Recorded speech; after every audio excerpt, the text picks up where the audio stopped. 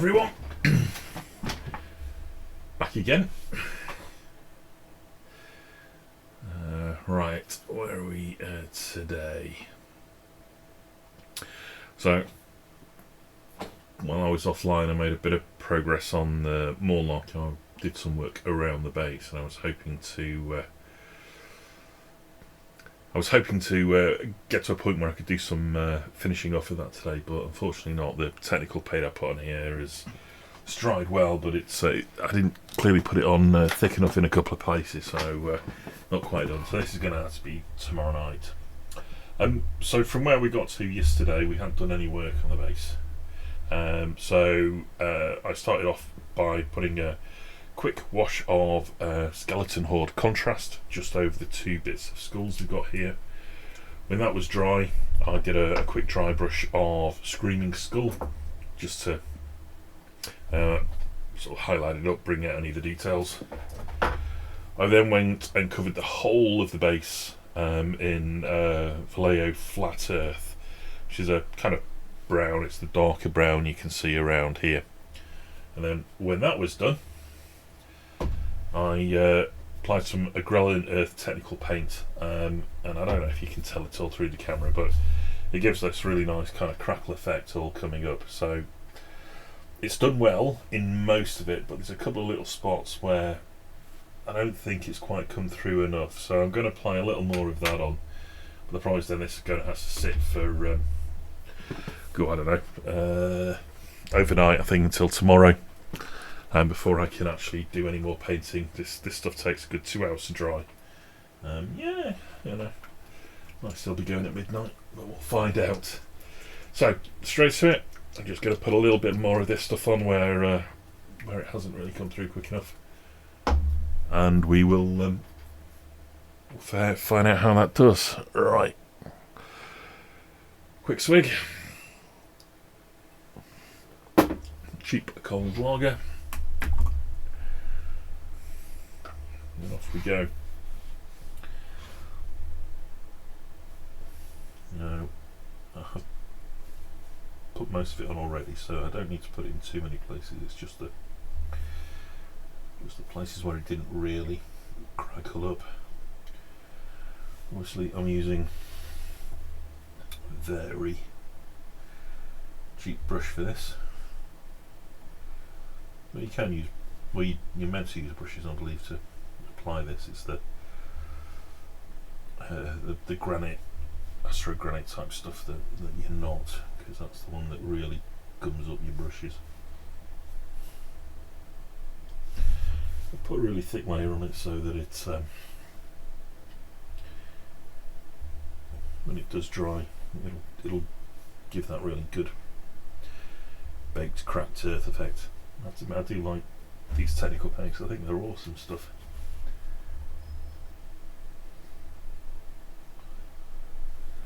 But when I've done this, it'll sit to the side for a couple of hours.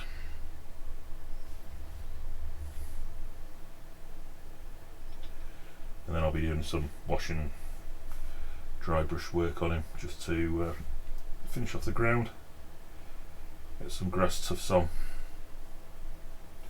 then I'll go for a varnish, seal all that goodness in. Right, anywhere else doesn't look particularly good.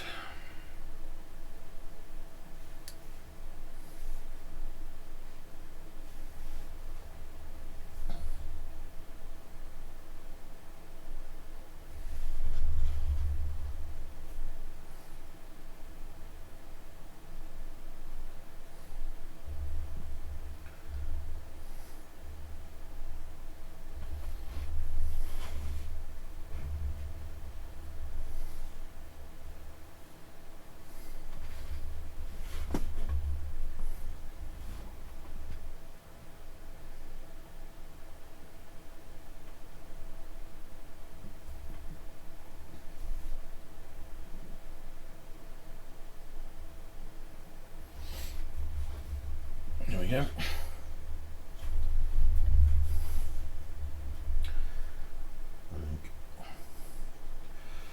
This is just the finishing off of what we did before. It doesn't need massive amounts. Most of it's come out okay from the first round. Just a few little areas just need a little perk up.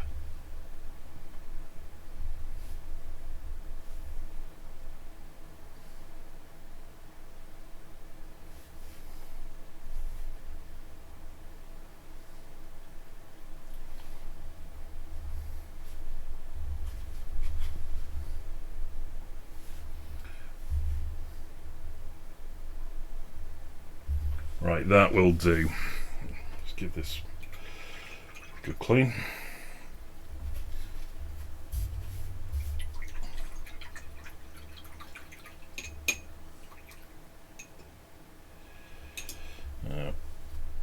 This is now going to have to sit and dry overnight.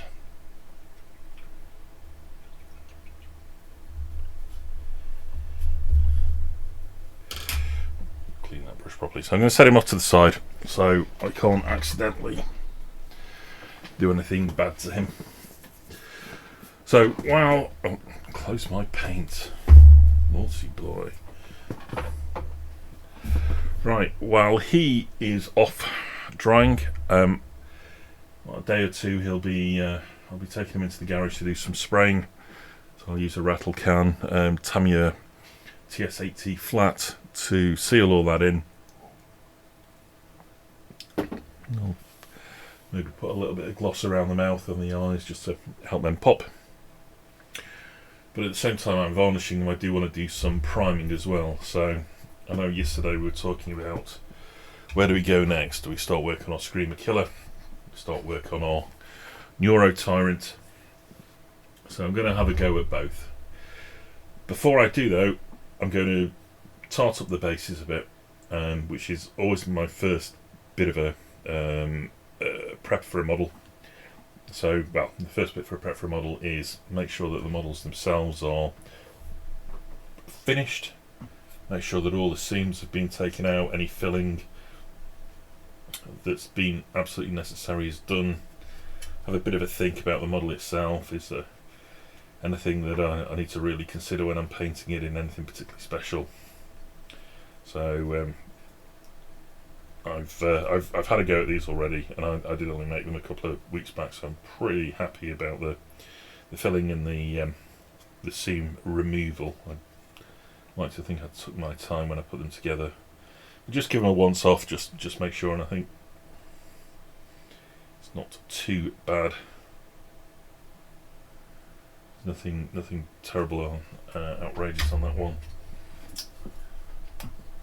On these ones, I can't make my mind up if I like scenic bits of bases added because they're really detailed, but they're not necessarily themic with the rest of the bases that I do for things. So I'll have a bit of a think a little bit about that. Right, there's my glue.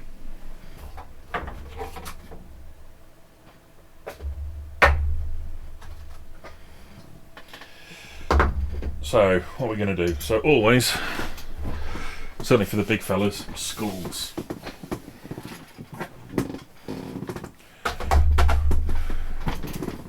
Citadel skulls. I've made a lot of use of these since I bought the box, and I still have lots of these left. So what are we going to do? I think the big Streamer Killer could have something quite interesting on his. Not necessarily just a human skull, not necessarily the big ones either, but something that shows he's serious and means business. What have we got on here?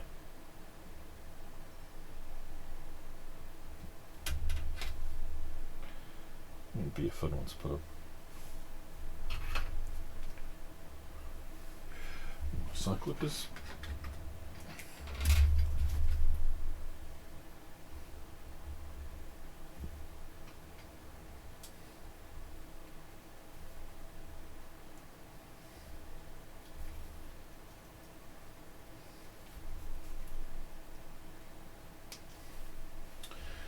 I'll have that one on there.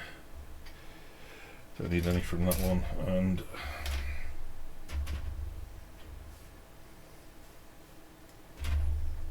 let's just a straight human skull or two behind for him. I'll pilot two slightly different ones at the back.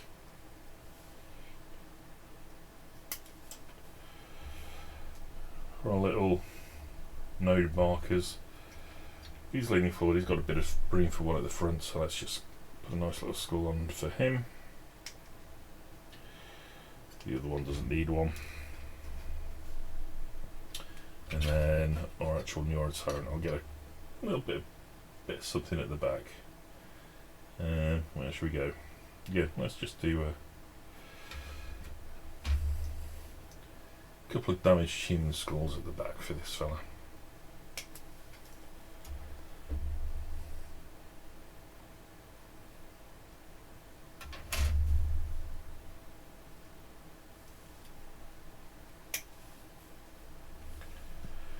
Get those tidied up, and I'll stick them on with Tamiya extra thin cement, which is my very much glue of choice for all my plastic models, not just Citadel, Games Workshop stuff, but very much any plastic models that I make.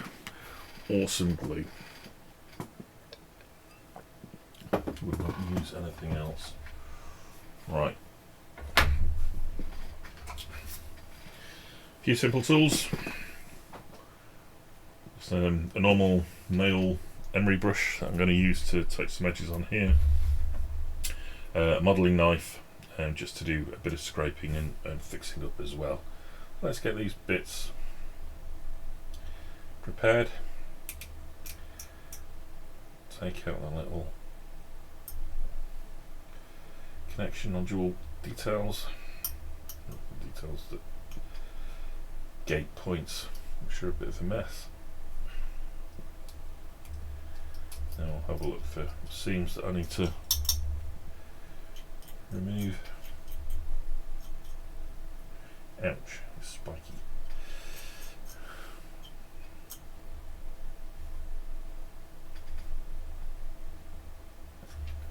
Seems fine.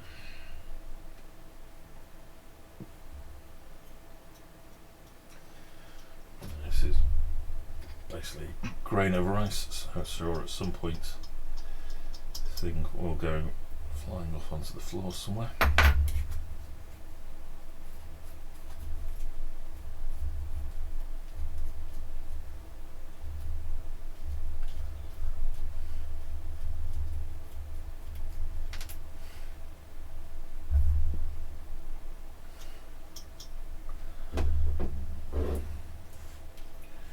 Right, 4 more to do.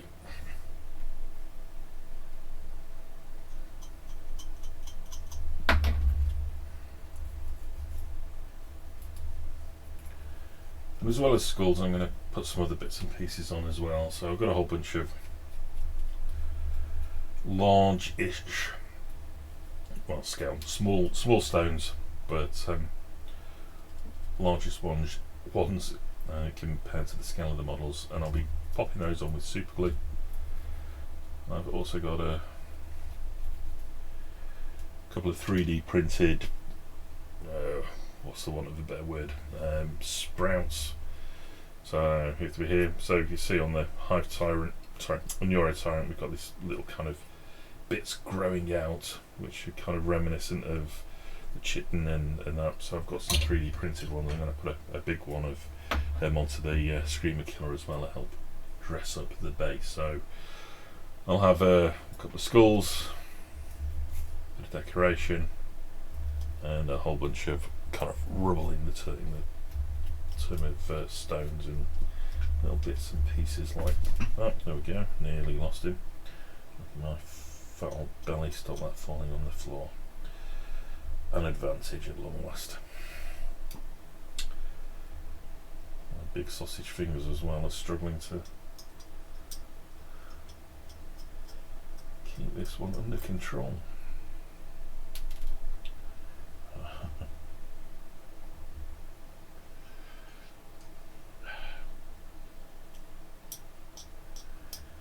Must be late.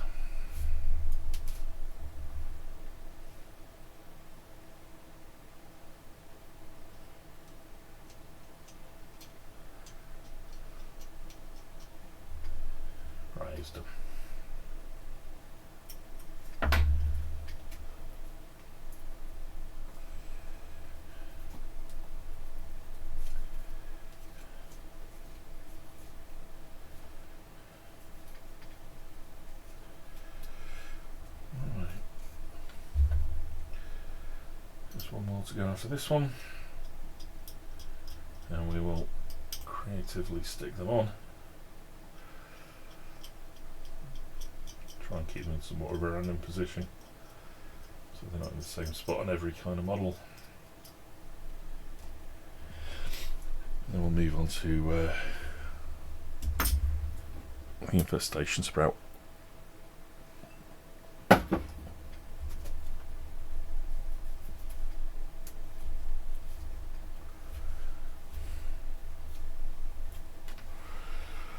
For a Scottish rugby fan, you should be quite happy this evening.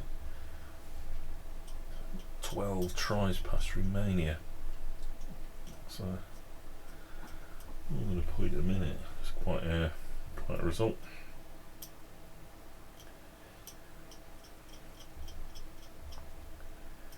I think does that keep Scotland's hopes of a quarter-final place in track? I think it might. So we got the bonus point there, and it'll do the world a good of confidence, not even conceding. Not even 3 points. That's an excellent result for them. Right. So before I stick them on, I am. This is what I'm talking about the sprouting piece. I have a little box of stones and things like this that I've collected over the time. So for these fellas, you can get the STL files, download them from I think Thingiverse is where I got mine, and normally they kind of print out, they're sort of really quite big, but I just shrunk it down, put my own supports on, and they work, pardon me, I think they work really well for certain models. You know, it's very much theme it, and it's just something a little bit different to have on the base. So this one will be going about there, so probably I'll want to put the put the skull by the foot that doesn't have anything at all, and then some of the human skulls at the back there. So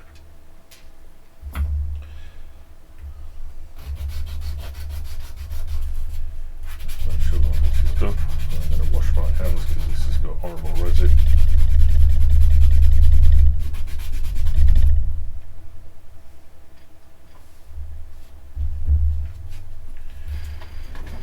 Take that out of the way. Just use a bit of damp tissue paper just to get up that resin there.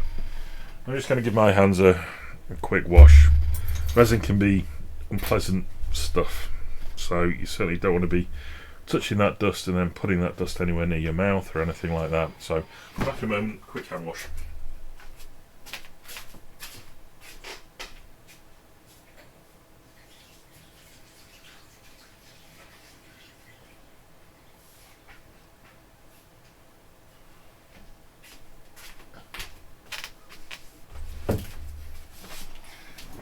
There we go, well, very straightforward. Right, so I'm just going to put him off to the side. I'm going to do some skulls on these fellas.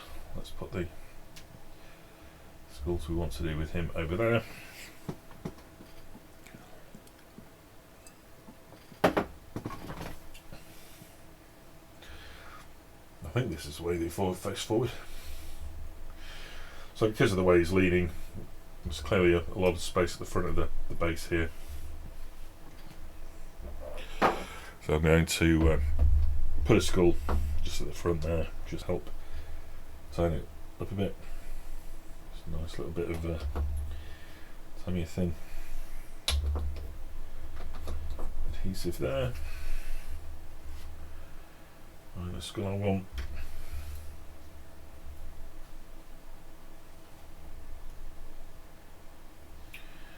Pop it on. There we go. He's not getting a skull. He's getting. See?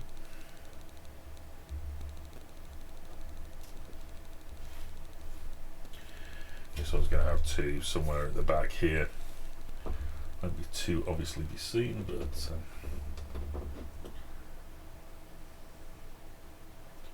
together here.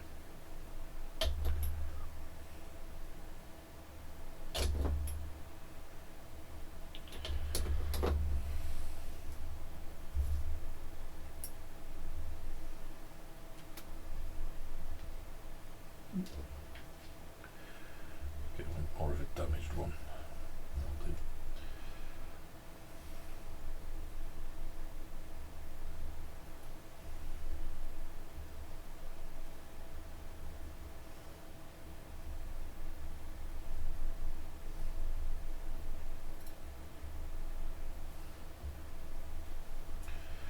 I do have to admit, sometimes these little buggery things, I get annoyed with them and they don't quite go where you want them to first time.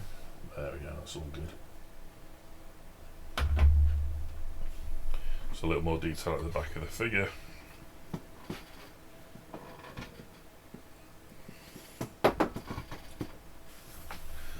Hey Robsco, how are you doing tonight? Thanks for joining me again. You've missed our little progress on the Trigon. There wasn't too much, I'll show you in a moment or two. Just going to stick a few more skulls onto the base of the Streamer Killer. Preparation for doing some more activity on the base with some stones.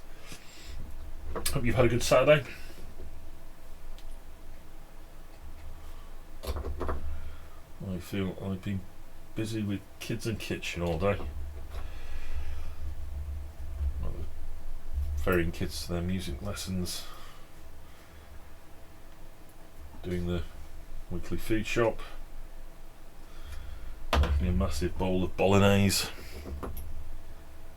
endless washing up. Lovely Saturday. But I now get to build and paint Warhammer figures, so everything is honky-dory. Right, I've got those two little skulls at the back there. I think, as we said, we're going to put this larger skull somewhere on the ground over here. So I'm actually going to put the glue on this fella first. Hope he will settle okay.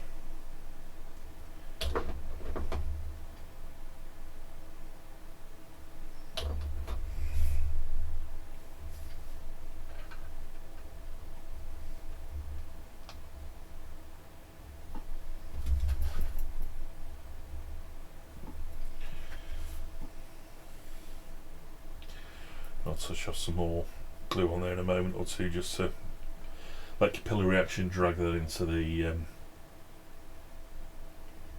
various creases and cracks, and that'll stick there. Right.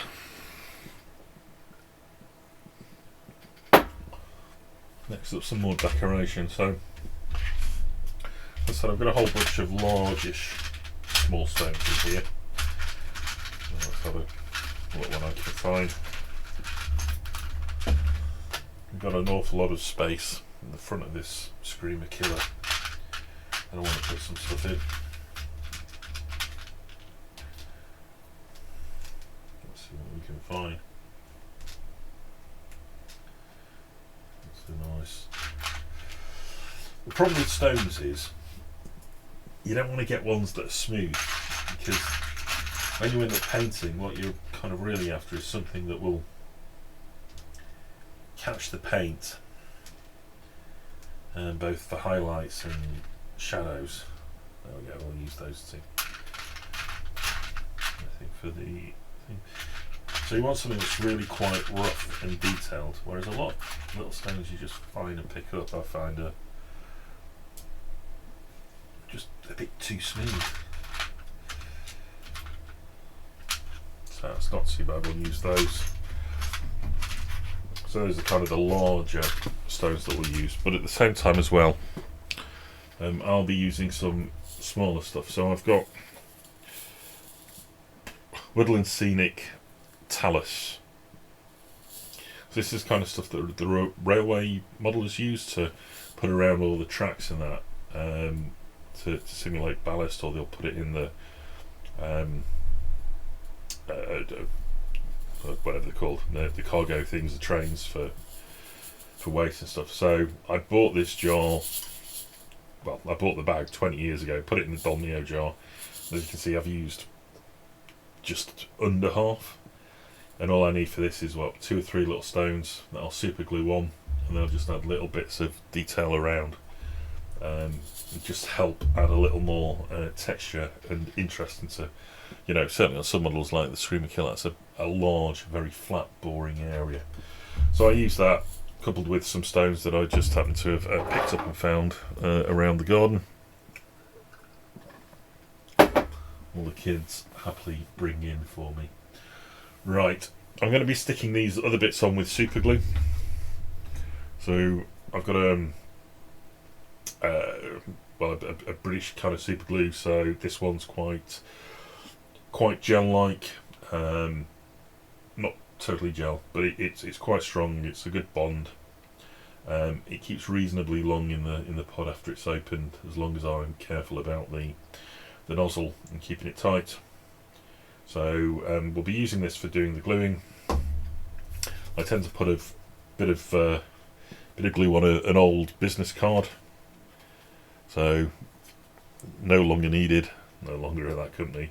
So I'll put a bit of glue on there, I'll put the stone, get a bit of it on, and put it on there. Be a bit different from the bottom of that one. I'll just apply that straight on and put it on. I'll use tweezers to pick up the bits and pieces, and kind of away we go. Right, before we do that though, I'm going to grab a beer, because it is 10:30, and I've finished the last one, and then we'll go through and we'll put these details on. So I'll be back in a moment or two.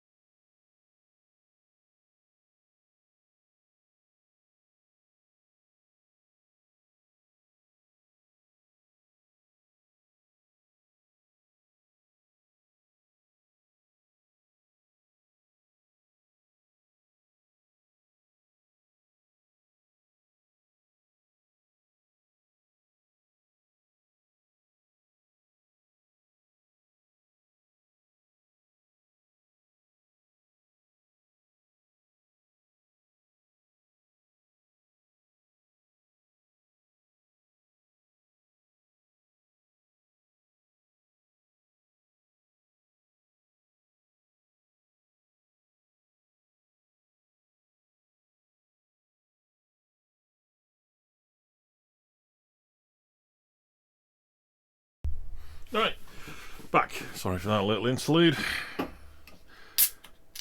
Important things were fetched. Right, so where were we? So right, we're going to stick on these big little stones we've got. So we're going to stick on that Tyranid kind of thing. I'm going to stick on a few larger bits of talus as well, just to tidy up the base. So right, let's go.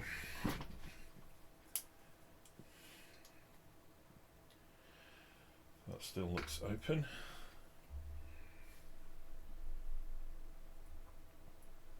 And the super glue is still liquidy super glue.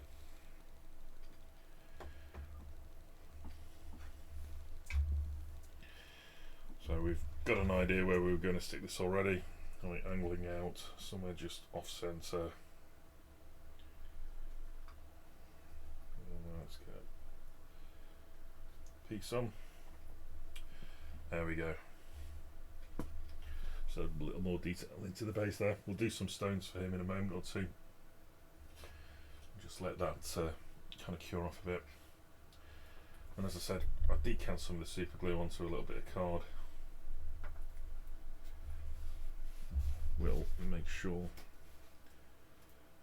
my bubbles are gone. There we go. still open at the end, just about.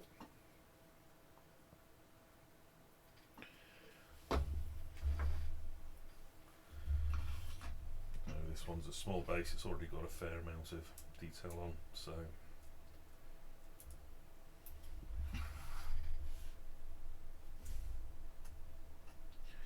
won't need too much on. I'll just do a couple of little ones, just pick interesting bits of the talus which are flat, so they will sit nicely on the base.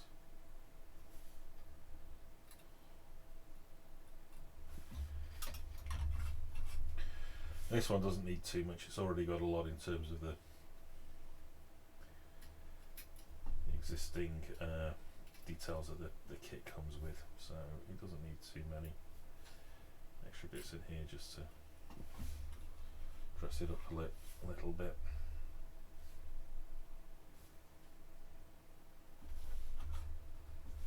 Let's just do one little one in the side over there.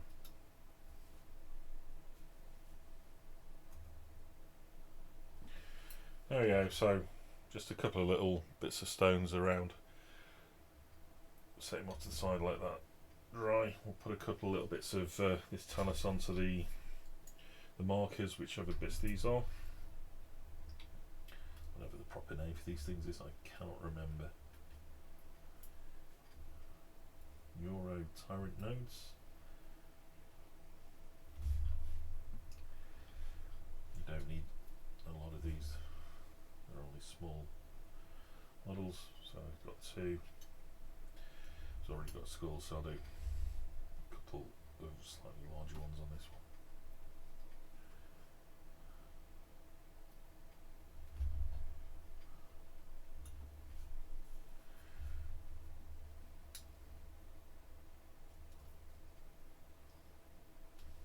Now I will also, as I'll explain in a moment, these are the details that I will be putting onto the base as it goes through the prep process, but for the moment it doesn't need a huge amount.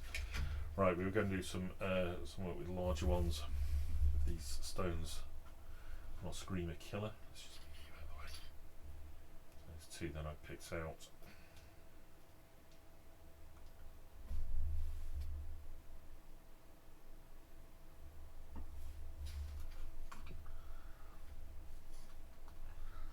Put one right in the middle. Leave that horror of the moulding process that left a big divot in there, so that's covered up.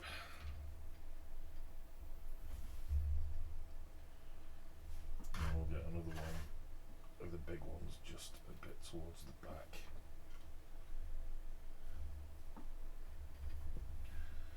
There we go, just a little more here.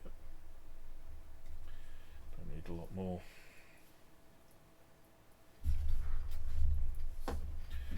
We'll just put a few more little bits of these stones around with this talus. Dot it around a little bit to give a little more detail and focus into this for when we paint it later. I'll just stick with my tweezers shut.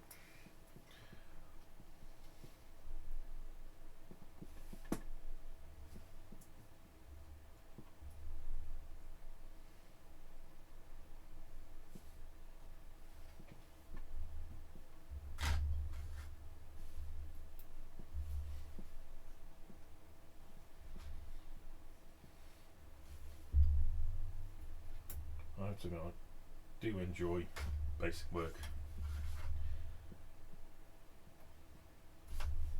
Various build-up and approaches that you can do for it. And the things you can. Let's get my camera in a better spot. Let's see if you can see more of what I'm doing.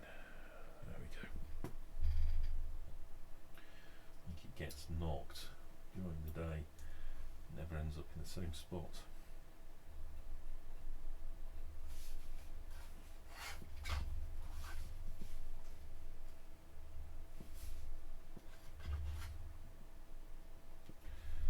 When I do put these on, I always try and be relatively random where they go. So the eye kind of spots symmetry very, very easily. Oh, one sec.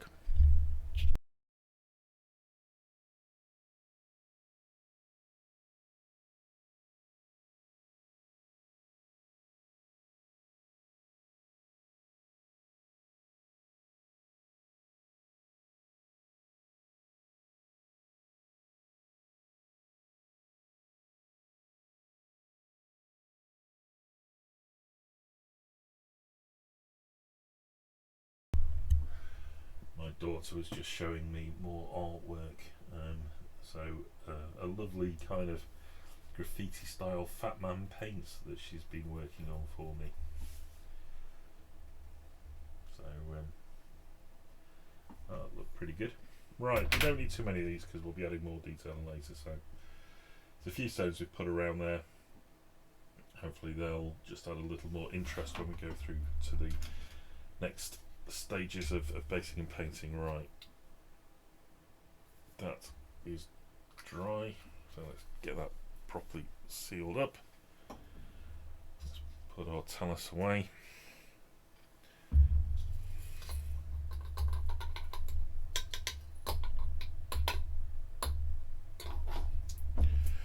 Don't knock that over. Lids on. I have spilt and knocked over stuff once too often. Right, what I'm going to do as well, just for the bits of the plastic that we put on here, I am just going to just touch a little more glue around the base and just let the capillary action draw that glue under them, properly under the models. Hopefully make a much better permanent seal for that. Yeah, you're a bit not quite there, are you? Come on, need to do another layer for you.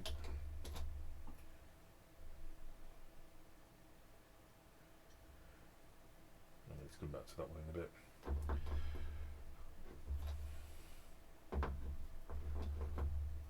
Skulls as well.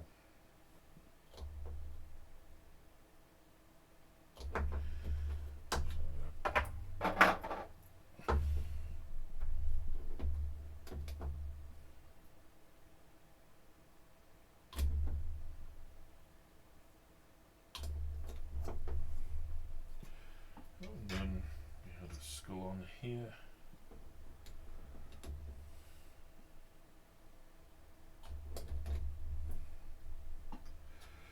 We had no skull on this one, but I want to stick that little kind of tendril down as well, just to give a bit more stability on the figure. And the couple of skulls we had on this fella at the back.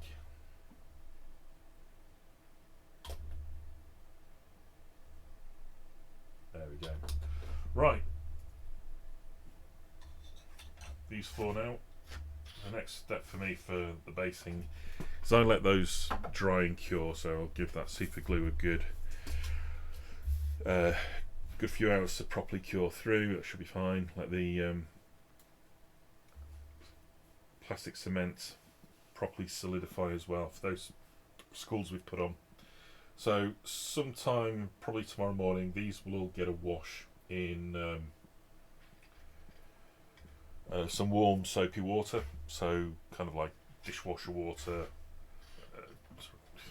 dishwash soaping, so like fairy liquid, that kind of thing. So I'll make a mildly warm mix. They all get submerged, they get rubbed about, so all the grease that I've put on when I've been touching them, when I've been building, all the mould release from the manufacturing process, any dust that's accumulated, all that gets washed off. Rinse them under cold water, pat them dry, and then let them dry properly. And then the next thing I do for that is, like I do from all my others, I've got these bits of wooden offcut that I've got, so all these will get stuck onto a piece of wood like this, which means that I no longer have to touch the base nor touch the figure. I just need to work on touching the wood. So all these will get put onto those. Then I will do a bit more work on the bases. So I'll be using what will I be using for the find the part, I'll show you. There we go. I'll be using technical Armageddon Dust. Camera's off, isn't it? Pointing not where I want it to. So I'm using technical Armageddon Dust, and I'll be putting that on the base, and then dropping into there I'll be putting things like modelling sand, some smaller grade talus that I've got, so stuff that's much finer from this, and all that will go on there. This will lock it onto the base, and then over most of the base then we'll have some varying detail on there. So we'll have the kind of the rough Armageddon Dust, we'll have skulls, we'll have stones, and we'll have the talus, and it'll all do that. At that point, once this is dry, that's ready to get a prime. Hey there, Mr. Teabagger, it's good to see you again. I hope you're as equally well fed today as I am. When we get this fella primed, I can then start working as normal. So yeah, so for the moment these guys are going to have to sit on the side.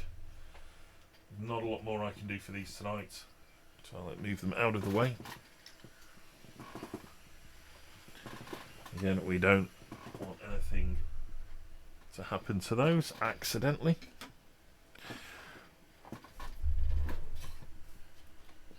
Let us see how our Mawloc is coming along. These extra bits of the Agrellan Earth technical I put in seem to be coming through. It's maybe difficult to tell on here, but it's starting to dry off fine. I think it's still got a good hour and a half, but it'll have finished. But yeah, that's all coming along there. So yeah, so that's good. Right. That has to go off to the side as well. So I'm left with what do I do next? So probably the best thing to start doing is these gene stealers that have been sitting here.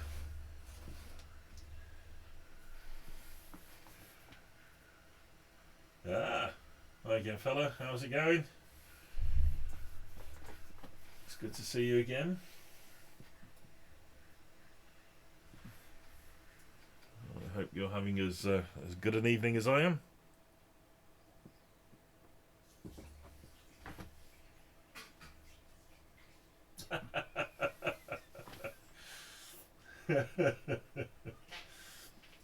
Terry Wolgan, that is an awesome name. You off to bed, daughter? Yeah. Good night, sweetheart. Take care. See you in the morning. See you in the morning. See you later. I shut down the computer.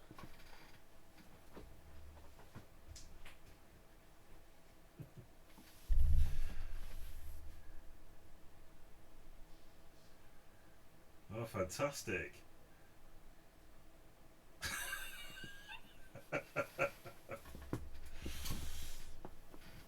Excellent. Well, welcome one and all. You get to watch me. You get to watch me do some very boring contrast black. My daughter's laughing at me. She thinks it's hilarious that I'm talking to people. Yeah, you normally don't. Because normally I'm very quiet when I do this stuff. I sit and do paint. Anyway, so there we go. So we've made progress on our Mawloc. That's as much as I can do for tonight. The basing of the Streamer Killer and the Neurotyrant. So we're off to more and more of the swarm. I'm not kind of really looking forward to these, but they need to be done.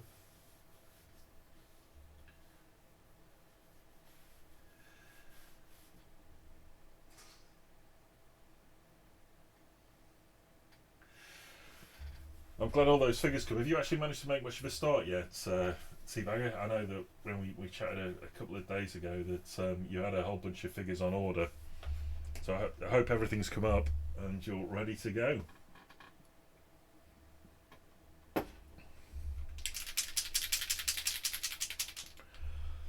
Right, I need a sensible sized brush. This black work. What have I got?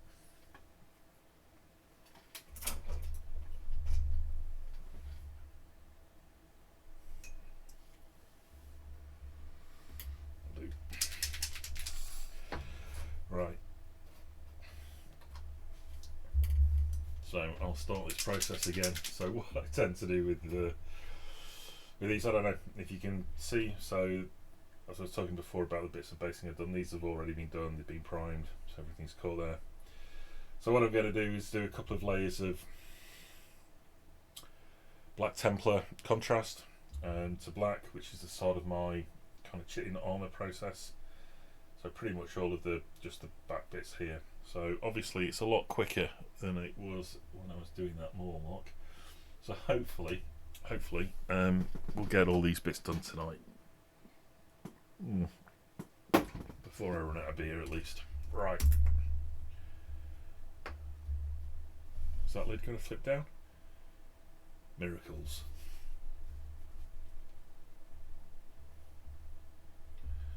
Right, and away we go. So obviously it's contrast paint, it is very thin, but I kind of use that because I'm lazy, so rather than thin my paints, I'm using paints that are already thinned. I'll be doing a couple of layers with them.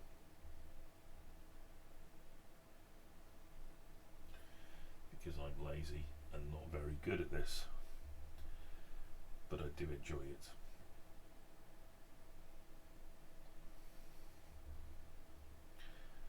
And I have a lot of models to paint.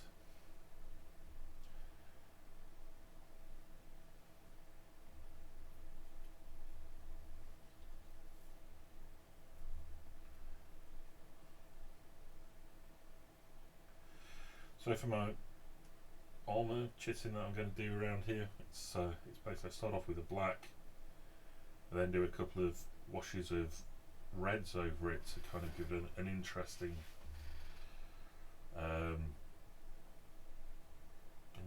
tint, and then I do some feathering across it as well, just to give some detail. So it takes sort of a few passes to get it done, but I always think that it's the centerpiece of kind of a Tyranid model.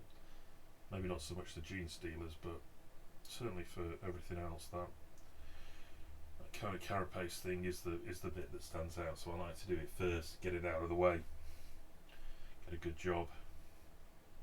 The rest of the layers that I do, the kind of the rest of the body and the claws and face and that, all kind of follow on. So I generally don't end up over painting the armour just because of the kind of the approach I do and use. I know some other people always do their chitin last on Tyranids because they don't want to over paint anything, so they focus on doing the body first and then everything else. But I think the technique I've got, my technique anyway, is pretty forgiving, so whatever works for you I think is the best thing. If you get a process and you're happy with it, stick with it. Right.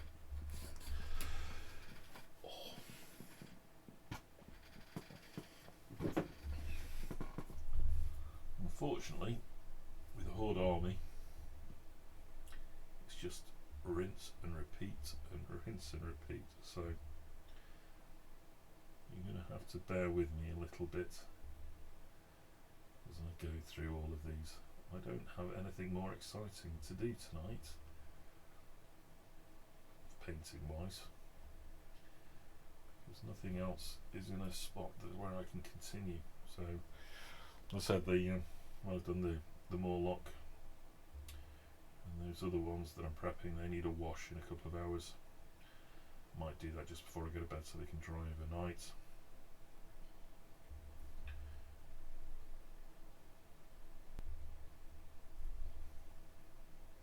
And then might not be on tomorrow. I need to watch some TV with the wife.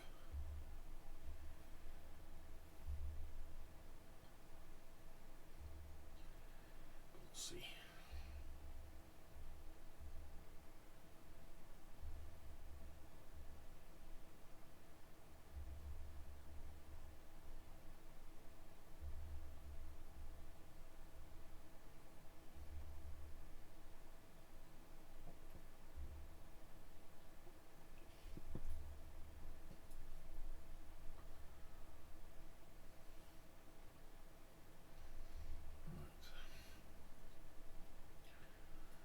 So I hope everyone is having a good Saturday with cheaper than expected truck fixing and everything else.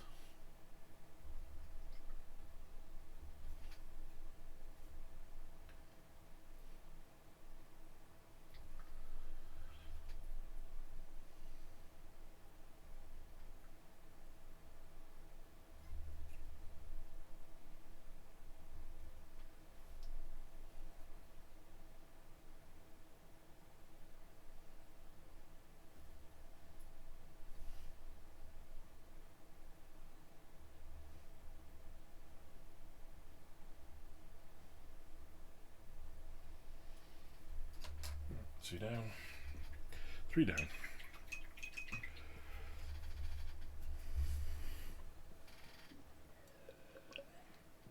Give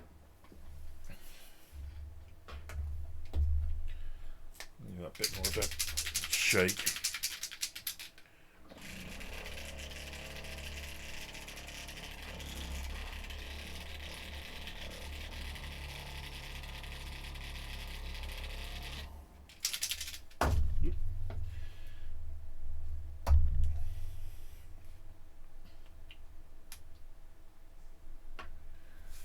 Right.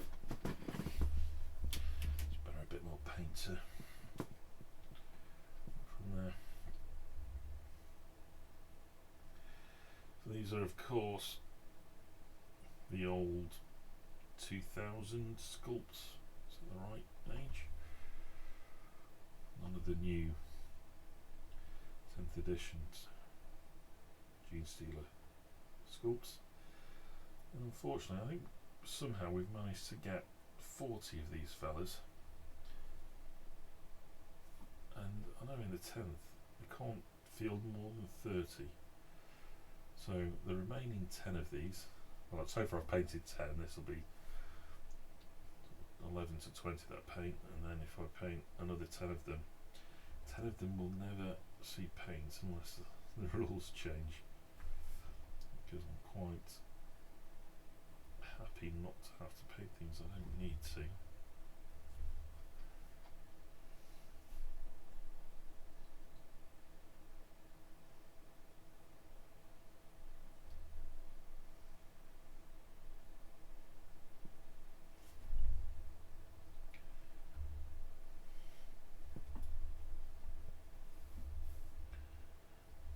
I might actually just see if I can zoom my camera in, because it's a small thing on a shitty camera. You probably can't see a damn thing I'm doing. So let me just do this side and then give me a moment, see if I can do anything more interesting with the camera control.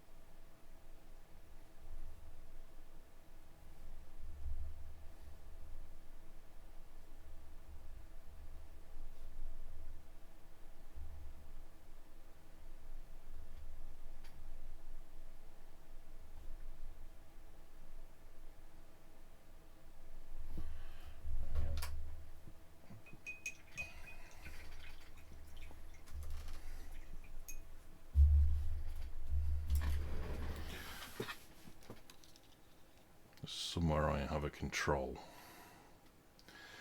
for the camera on some sort of...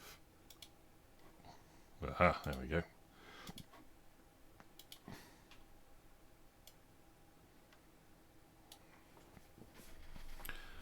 And as long as I always paint there, I should be able to see a little more of what I'm doing.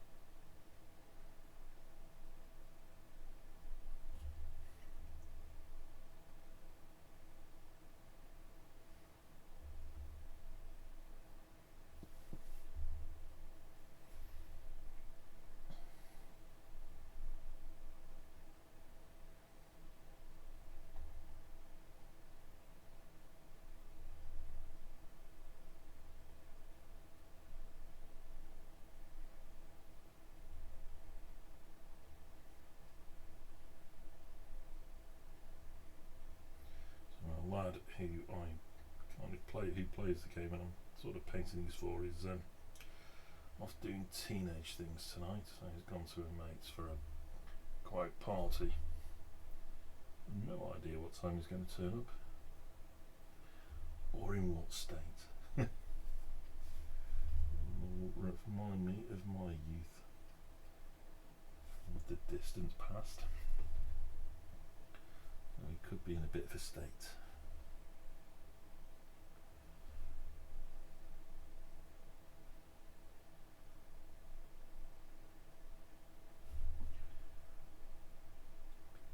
So it is just a mate's house and it isn't too far away, so it's not too worrying.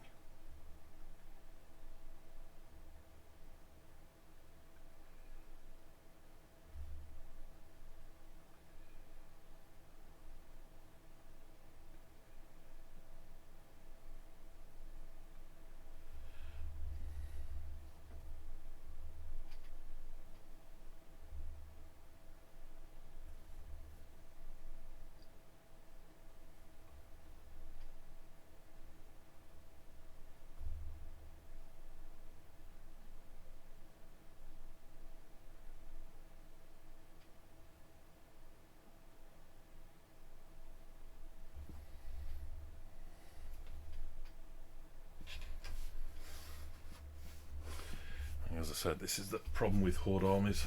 It's the same thing again and again and again and again and again. I've only painted 20 of my termagants. Still have 60 of the little buggers to go. At some point I'm going to have to bite the bullet.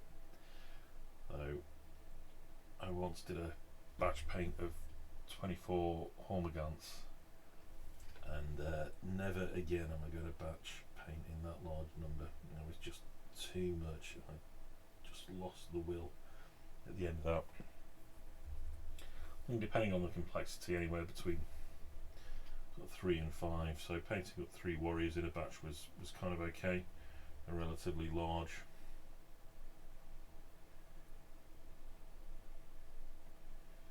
These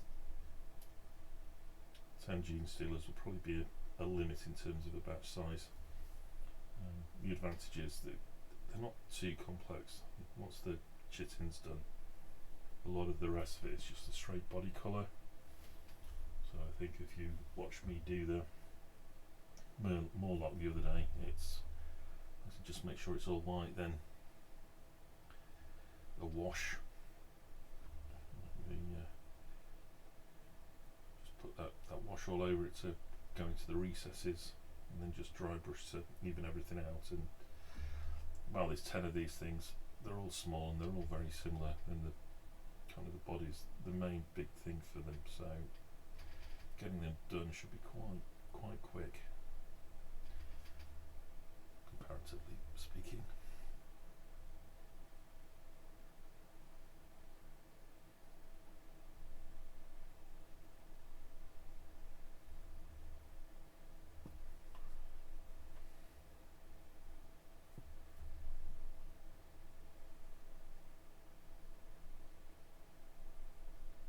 Ages ago I bought some nice kind of lighting stuff to be able to use with a kind of a light box setup. I've been trying to get the damn thing set up today and they will not behave. It's kind of these expanding silver folder things which reflects the light inside, and then you can put a filter on the front of it, and I cannot get the bugger things to work.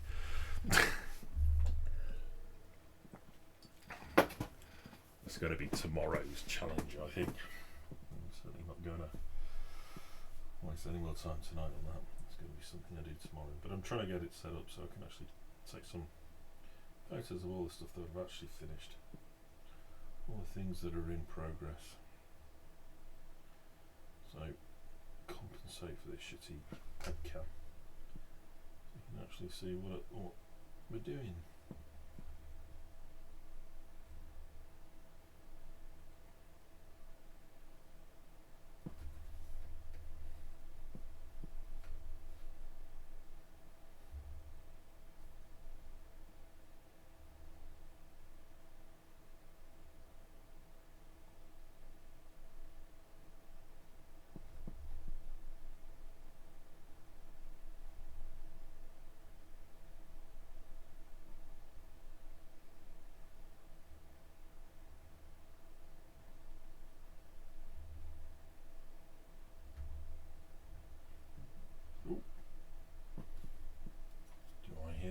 go.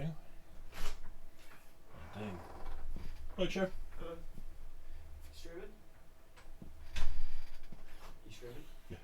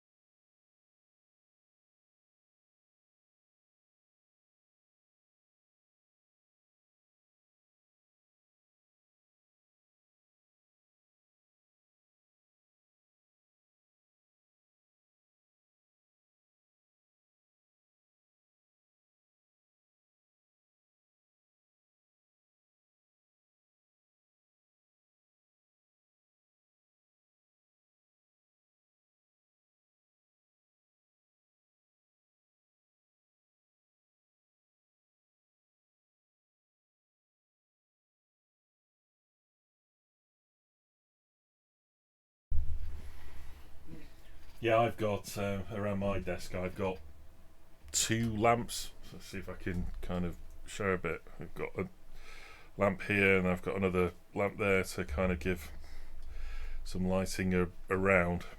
Part of it's probably my poor eyesight. I need extra light to see what I'm doing, but at the same time, just having some really nice, bright, kind of like daylight light really helps with the modelling process, I find.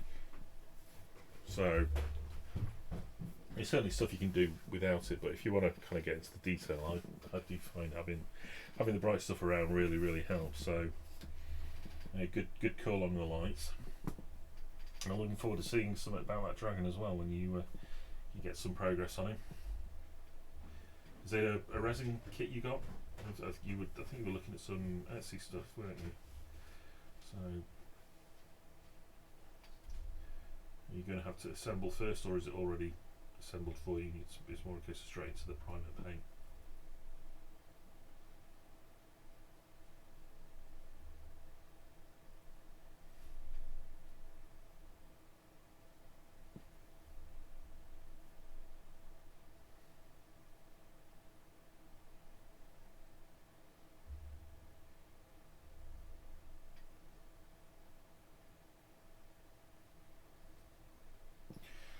And I also have to admit that just the way that my day is, I always end up painting in at night time, so I do need lights. I can't rely on proper daylight because there isn't any usually when I get around to painting.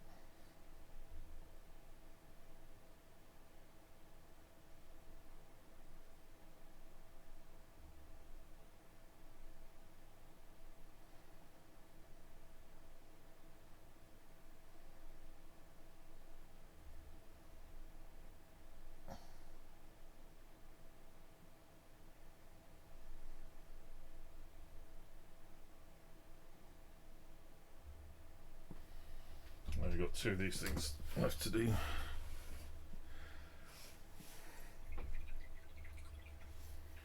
And then I've got to do it again.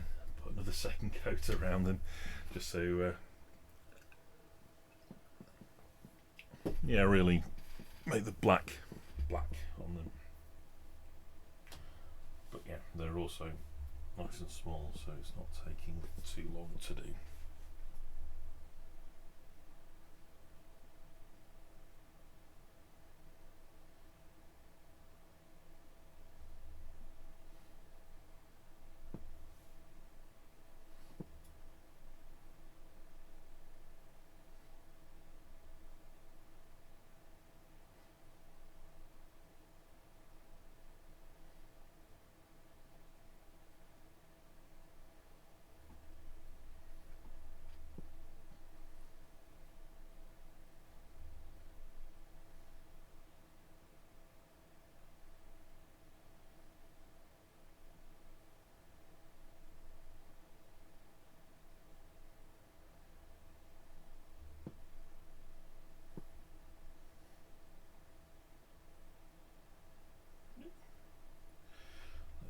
Paint there, not to worry. As I've said repeatedly, the process I've got here, each kind of section, if you make any overpaint into the away from there, you can fix it in the next kind of section.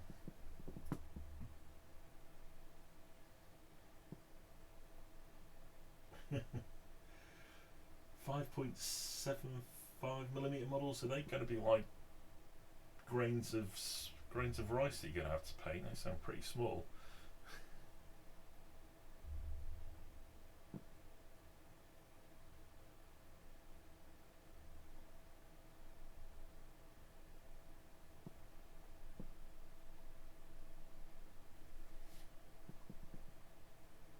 Ah!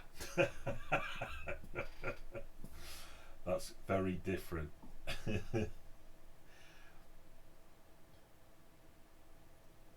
Fantastic. What are they models of? I think you said before it was a lot of fantasy kind of stuff that you've got.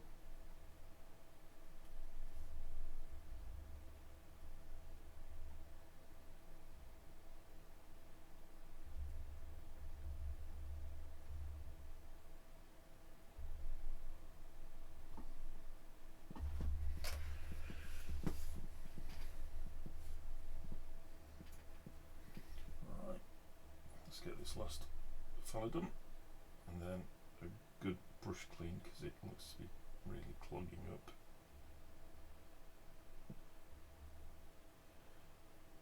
And then I'm going to go and grab a beer. So what time is it now? Just past 11.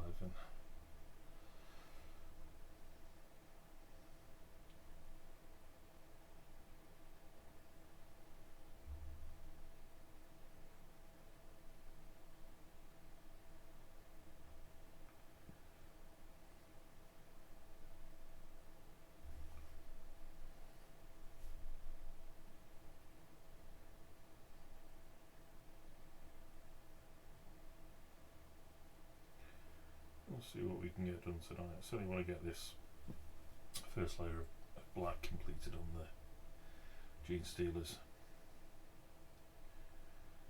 Might be able to get a first layer of red wash on it as well if time allows. I don't get too tight.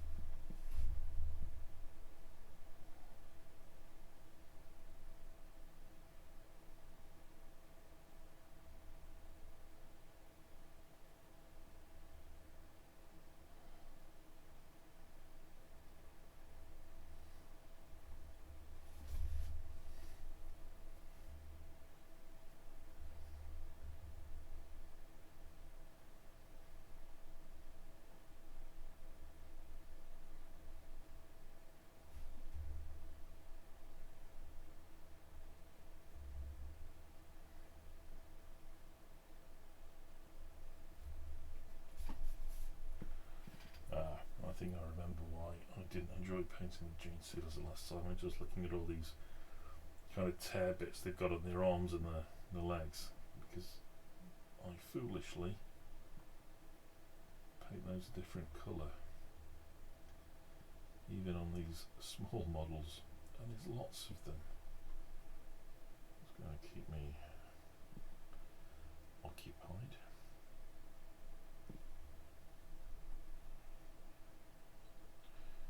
Right, so first layer of black done on those guys.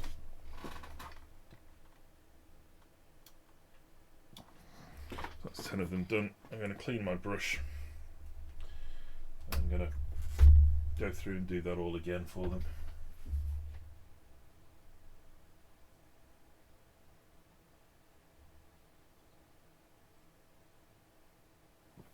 Wow, that's quite a selection of models there. They look really quite interesting. Whatever floats your boat. I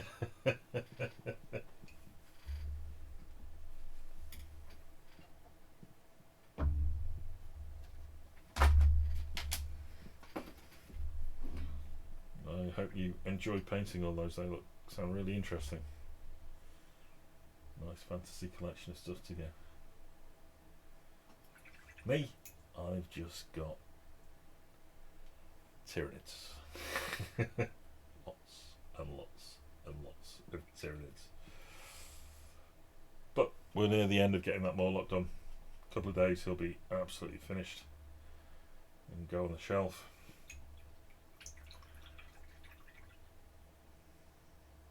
So, not too bad. Not too bad at all. Right.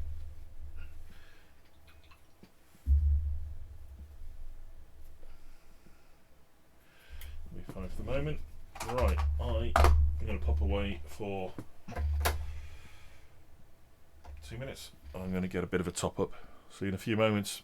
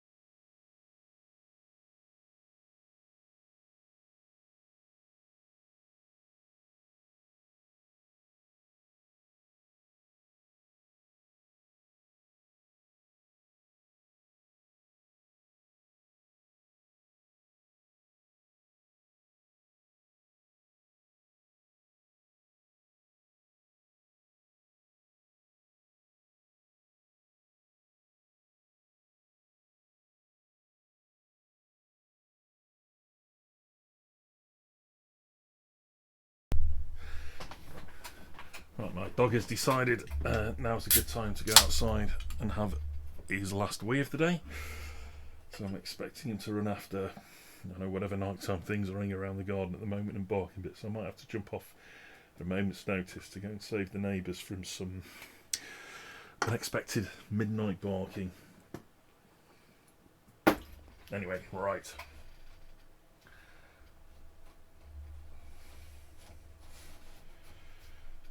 Let's kind of paint these.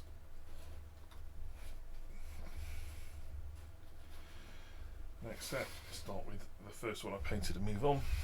Get them a bit of an order, give the paint a bit more time to cure. Right, let's see if we can zoom in again.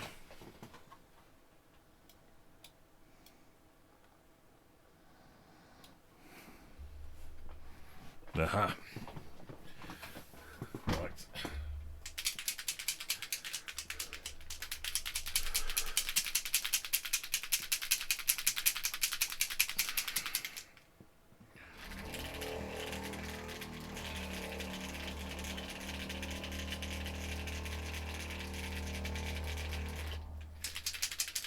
All mixed in.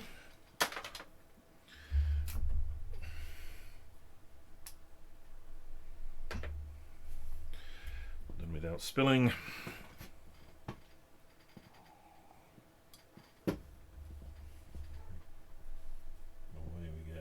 Right. I can hear my noisy dog barking in the background. Excellent.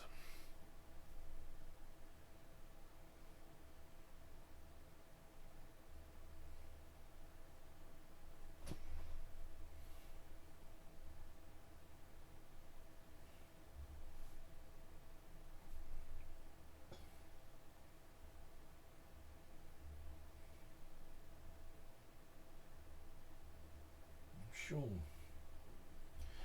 Games Workshop have changed the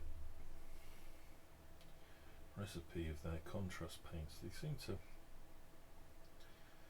behave quite differently from the first set I got a couple of years back. The latest ones, they all seem to be, I can't quite put my finger on what it is, but they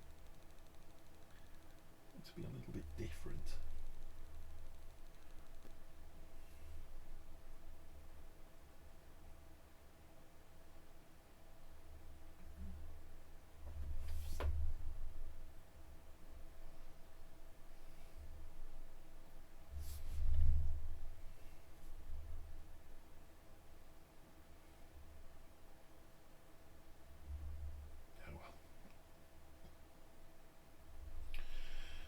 I'm sure there was a reason for it. It probably involved money, knowing Games Workshop.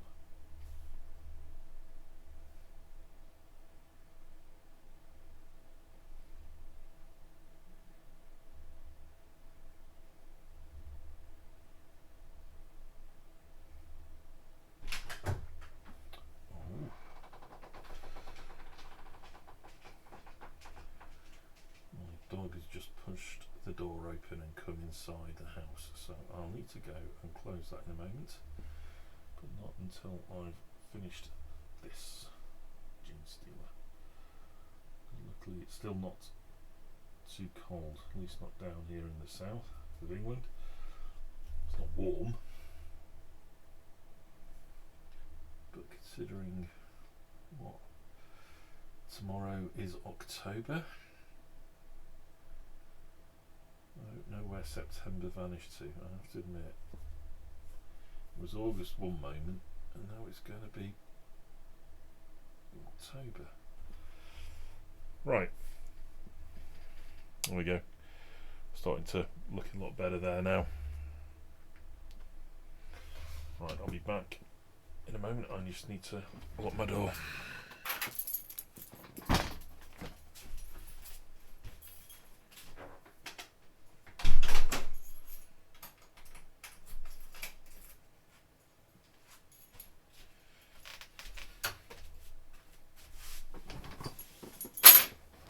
Done.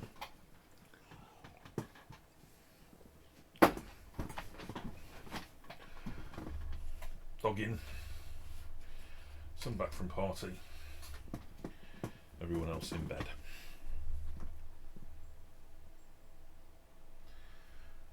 All safe.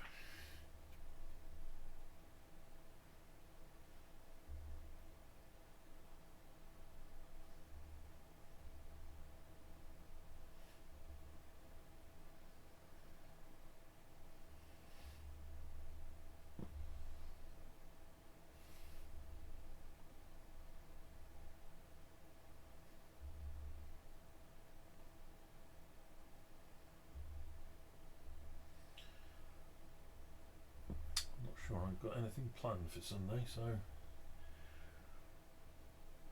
apart from cooking the Sunday roast. Might try and crack on with these little fellas.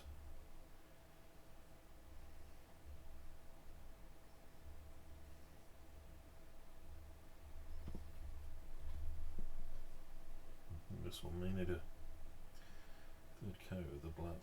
Let's see how we do.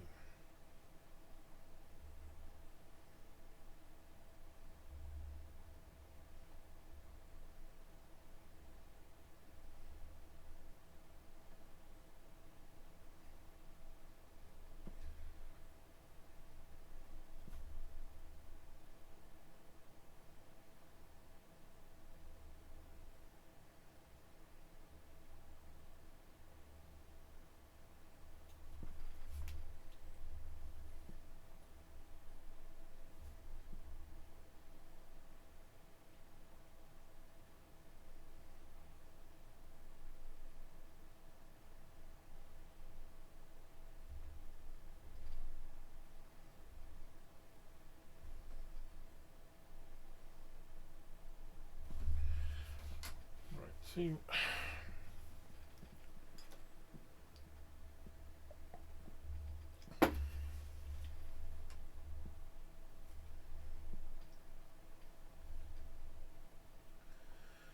let's keep going on. Rinse and repeat.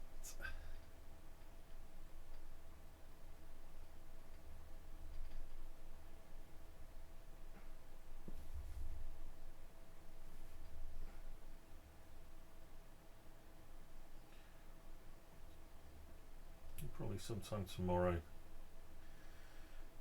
I'll finish most of that Mawloc. Once that's done, I think it'll have taken about 8-9 days, a couple of hours a day to get them done. Not too bad for a large model like that, but I will need to try and speed it up because I'm not sure it's quite a sustainable speed to get everything done. I need to think about what I can do to improve that process, but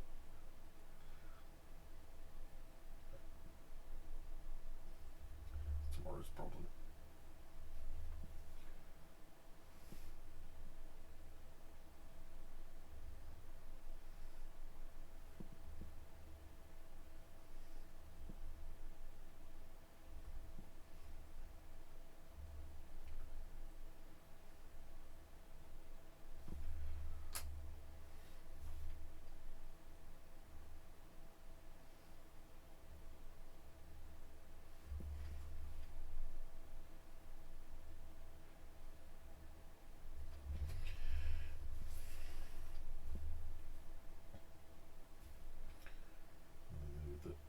Clean in a minute. I feel like it's clogging up somewhat, which I think is the contrast paint tends to do that. I find it, I'm not quite sure, like I said, feels different now. I don't know if they changed the parts, changed the way they made it, but it does feel now, my brush just gets a bit sticky, feels a bit weird on the models. Paint, I think it just dries in the bristles a bit too quickly. But I'm starting to get a nice black coat over the over that carapace area anyway, which is what we need for the process. I think, as I said before, once I do that, I'll do a caribou crimson runoff. Well, actually, for these little ones, I won't bother. I'll go straight to Flesh Tearers Red, and I'll do a Flesh Tearers Red contrast, a couple of coats over the back of these. And that'll give me that kind of deep leathery red effect that we can then do all that feathering upon. Bring out all that, bring out the detail, hopefully.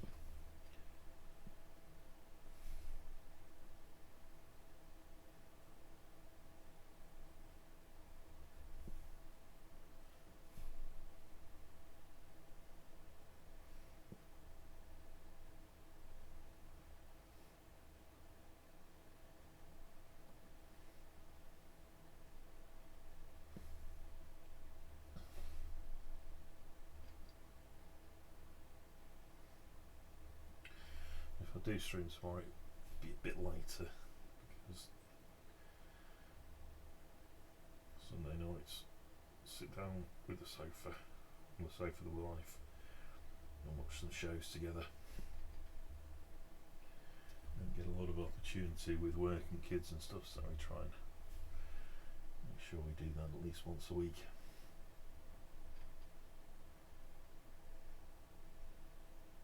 Usually with a glass of wine or two, or a beer, or a gin, sometimes a cider. You get the picture.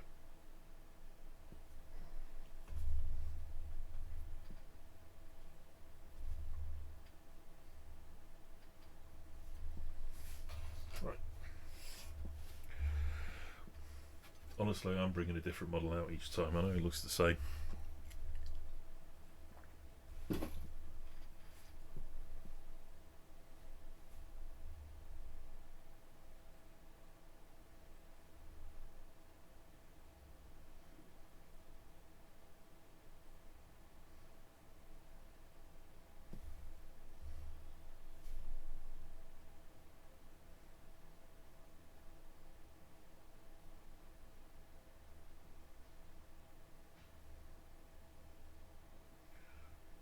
I've finished putting this layer on, the last of the gene stealers, I'll have a quick look at how the Mawloc base has come along and if that the Grand Technical is kind of properly cured off and given that nice cracked effect. I think we did it at the start of the stream, so it's been about an hour. It's meant to take about 90 minutes. I normally do it overnight, but we didn't put too much on. We're just tidying up a few bits where it hadn't properly done the job before, so it might still be able to make a bit of progress tonight. Hopefully. Shall see.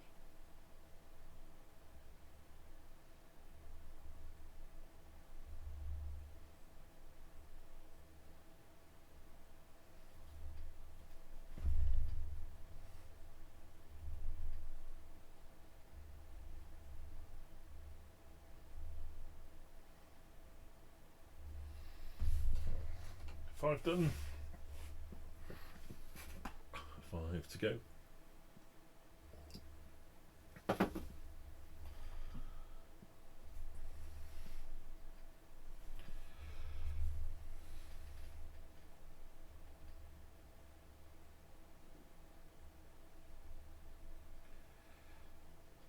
Well, I'm going to say 5 to go off this batch. Oops. Little overpaint there. Fix the aim post. So once I have done all the chitin and the armour, I go over the model and just paint white on any of those bits of overpaint. I need a white base for the next layer, or the next stage with the kind of the skin stuff. So if I do have a little bit that's just painted over, it's quite easy to just touch it up. Nice little bit of white on there, just fixes any of those problems. I'm good to go for the next stage. So try and be neat, but if I do happen to have a little of overpaint, then it doesn't matter.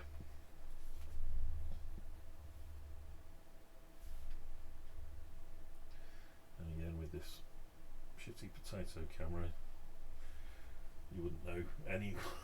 It would be difficult to see if I made a huge mistake. But you know what, I'd know. Way too much.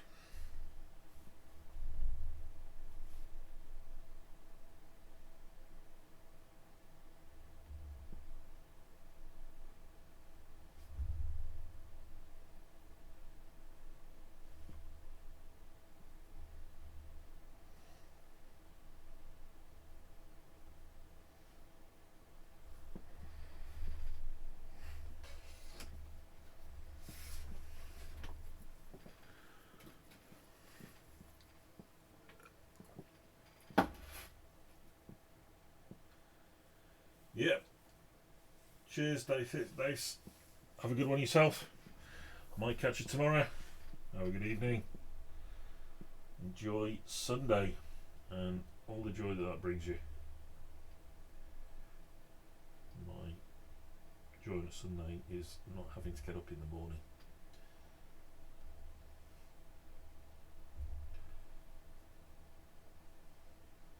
That doesn't stop me being woken up. I can just roll over and ignore it all and go back to bed.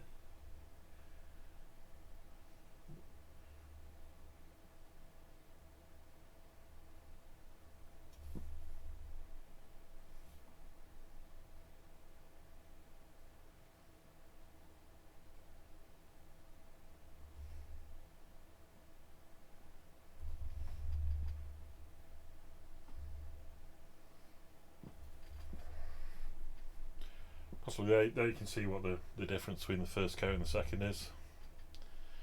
So obviously that side's done, this one isn't.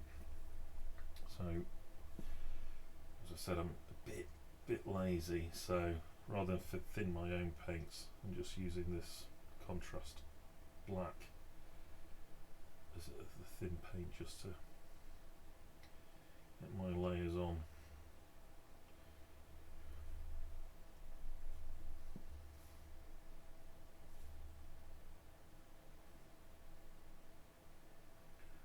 If I keep moaning about odd paint, then maybe I should just switch to something a bit more sensible and not moan about it. But hey, I'm 54 in a week. What else do I do at my age? Alright, letters of contempt to the paper. I moan at the kids. That's what being middle-aged about, isn't it? Being a grumpy old bastard. Anyway, right.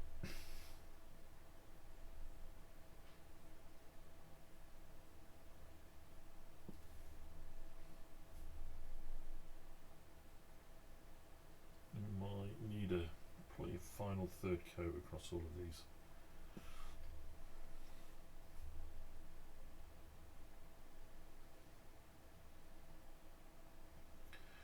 Just to make sure that the black is properly nicely black across everything.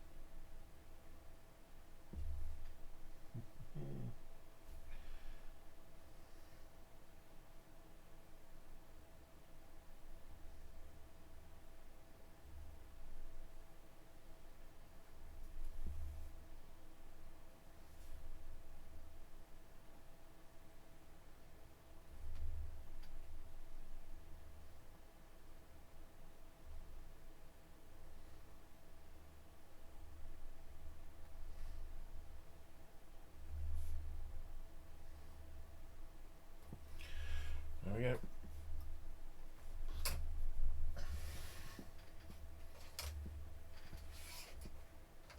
Two more to go.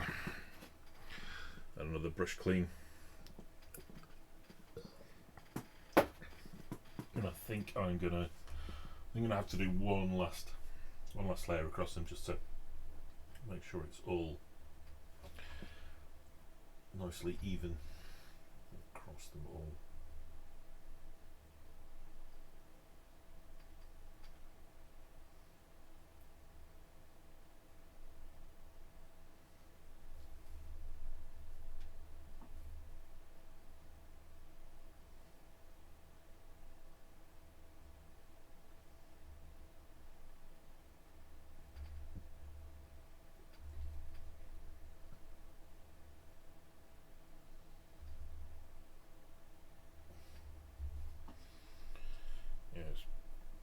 brushes and enjoying the paint. I have to admit I need to refresh my paintbrush range. We've had a lot of wear and tear over the past few weeks and months, and I think they're starting to show it. They were never, most of them were really cheap anyway, so I'm not kind of spent much money on them, so it's not a problem.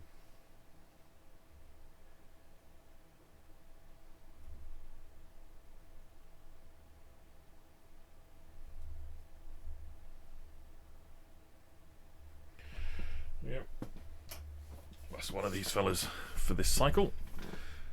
Oh, here we go, right.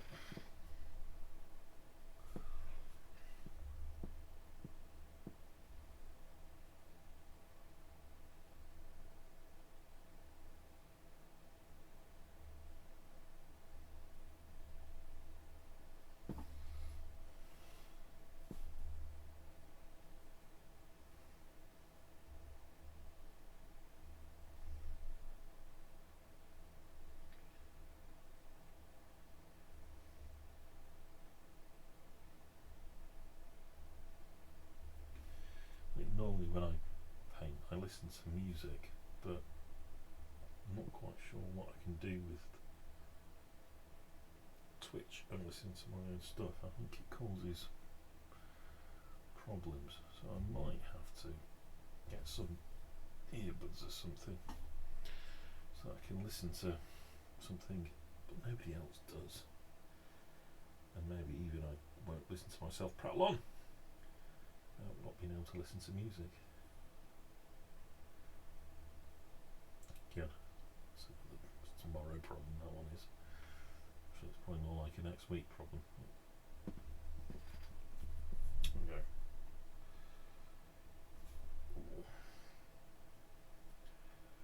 And I am also going to have to go because I think I've just heard the bread machine beep, which means tomorrow's loaf is ready. I need to get it out of the machine pronto.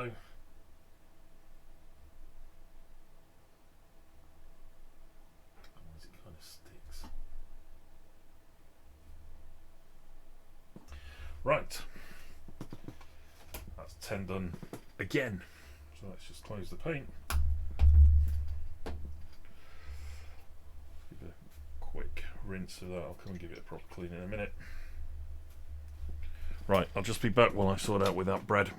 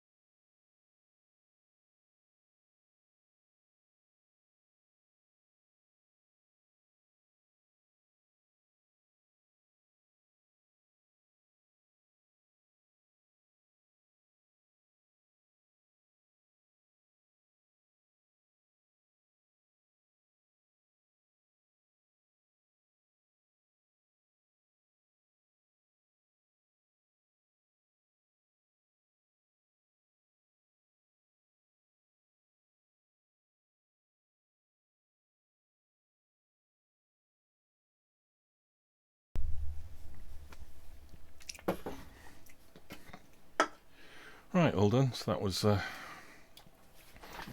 good. Bread's ready for tomorrow. Let's clean this brush. I will do one more round of these.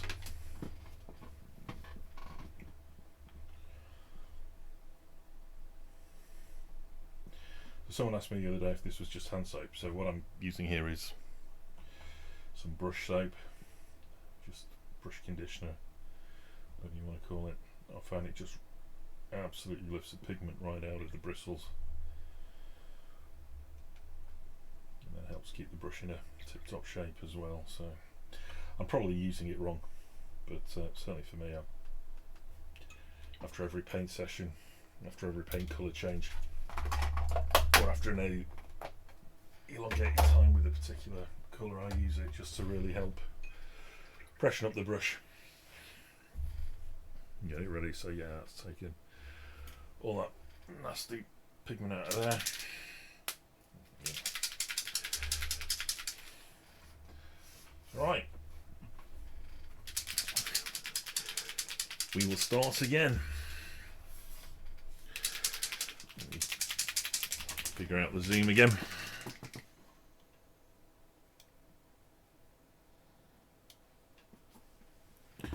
Let's try and keep the fella in the middle.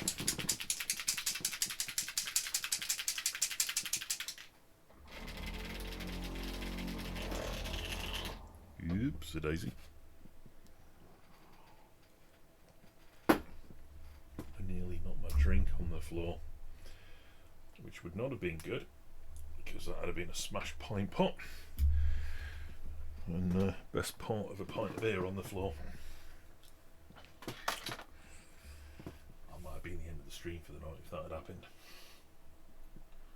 Right, let's push on. Let's get this last coat on these fellas, and then we'll be good. It's looking much better already. Third one was a charm.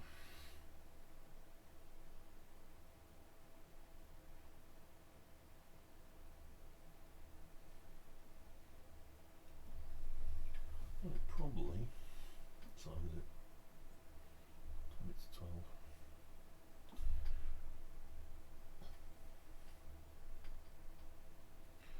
I'll be able to make some really good progress on these guys, actually, more than I was expecting. See how we do.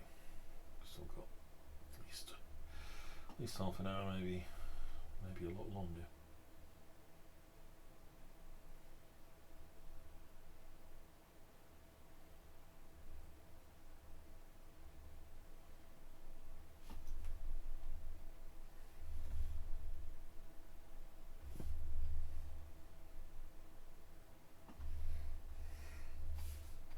Yeah. I know we're talking small degrees of improvements, but I can see the improvement on that between that and the previous coat. Just a few little bits that weren't quite covered. Now all.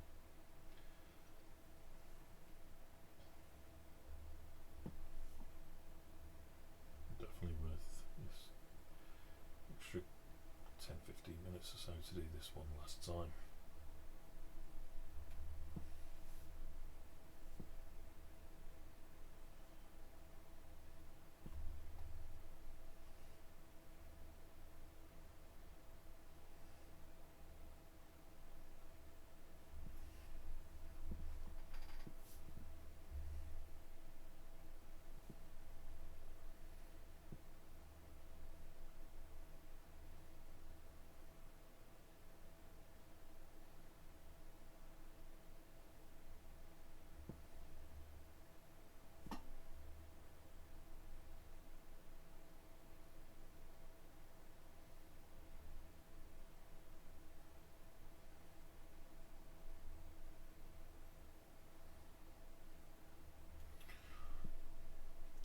Currently watching The Peripheral with the wife on Amazon Prime, but I'm wondering what I should look to watch next, because we'll be done in a couple of days watching that, or certainly a couple of weekends. I need to pick something else. I'm not quite sure what to go for next. She's not really into horror. Quite likes a bit of sci-fi, fantasy stuff.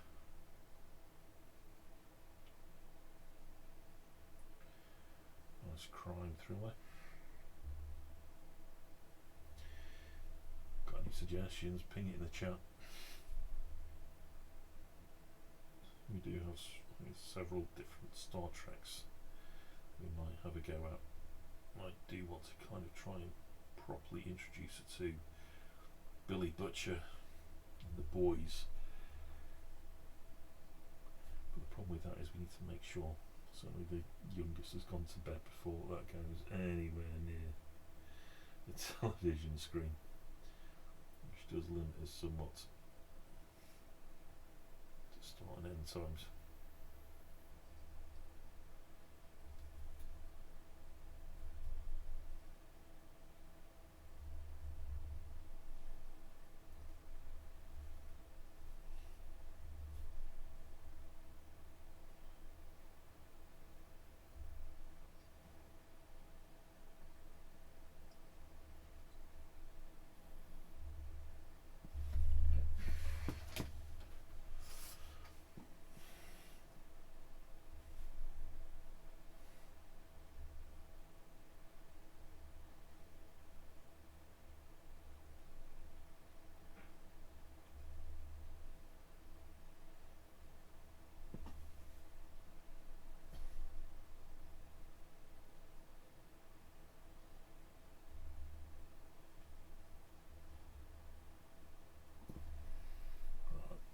Give the brush a bit of a freshen up after this fella.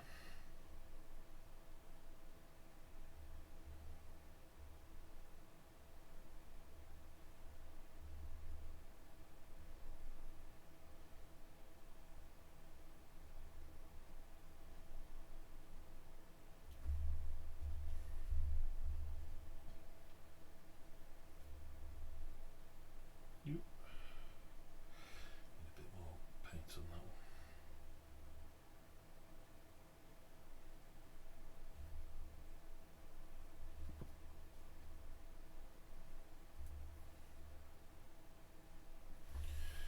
There, 4 done.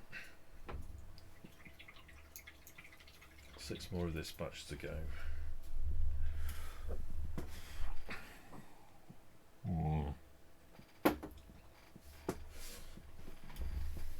Get these done now. I'll have a quick look at that Mawloc base and see where we're at. See what we can get done tonight. I'm tempted.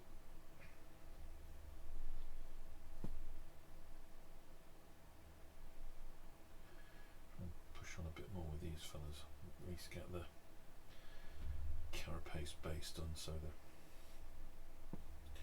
black in those red layers. Not quite sure I'm up for doing that feathering detailing tonight, but certainly the rest of it should be fine. I should be able to get that ready.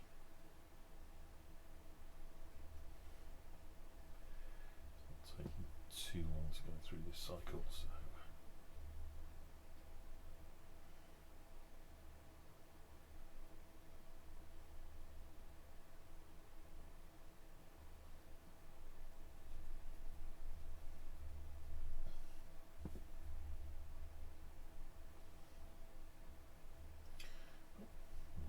dot on the skull there, so we'll deal with that when we've finished the carapace bits.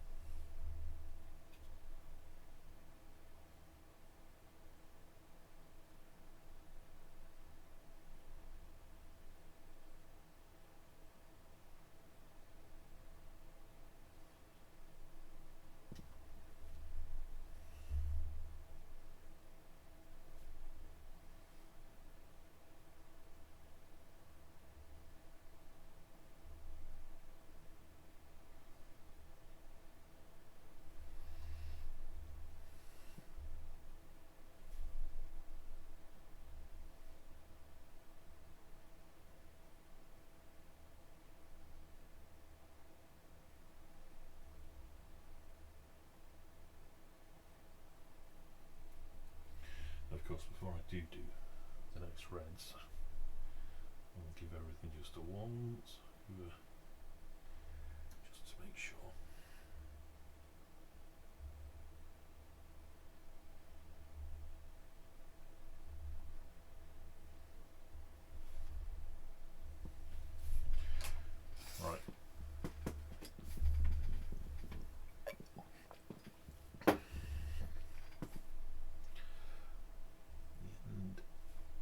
is in sight.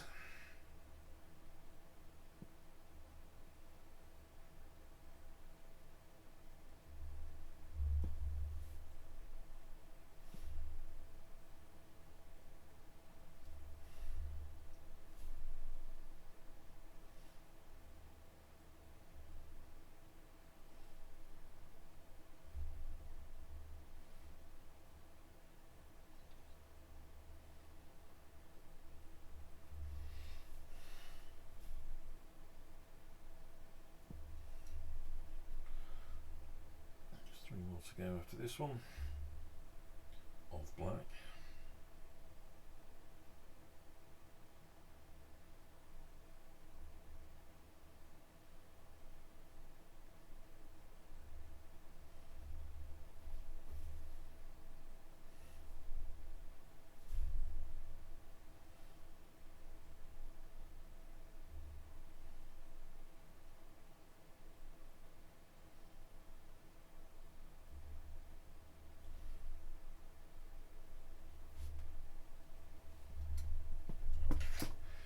Spiky, right.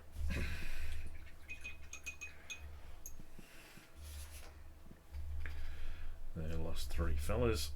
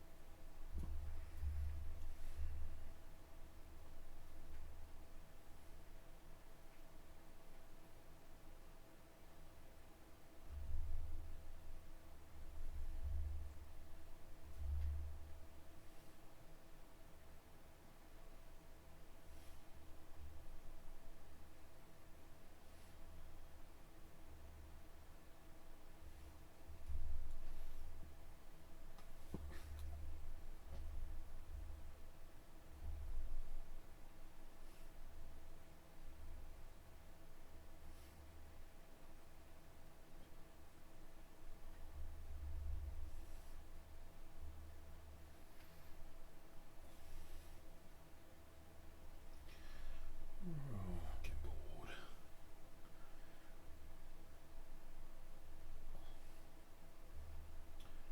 There's one advantage of painting the big fellas over the horde is that you don't have that horrible repetition.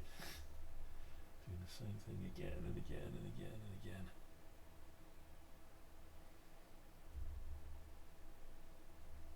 But, you know, I've got a horde army. What am I going to do?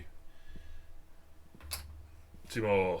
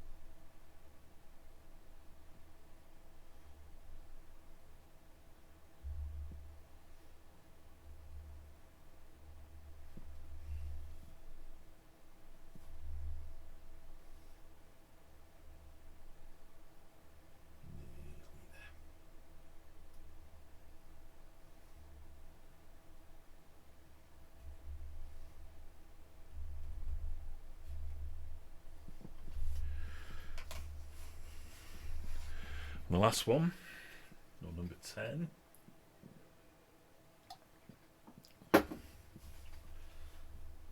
Of this first bit of the first section.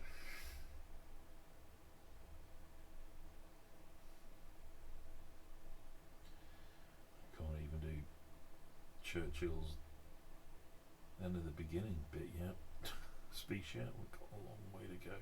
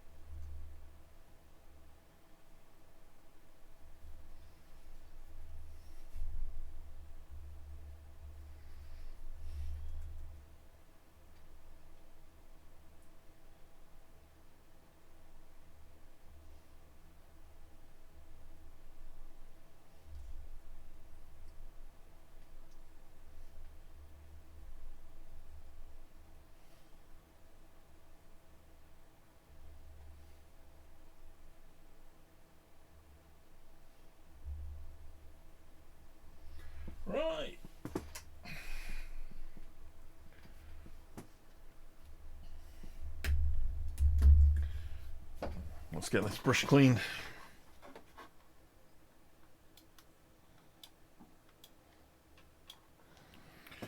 Just to prove this 10 here, and I just haven't done the same thing over and over again for shits and giggles.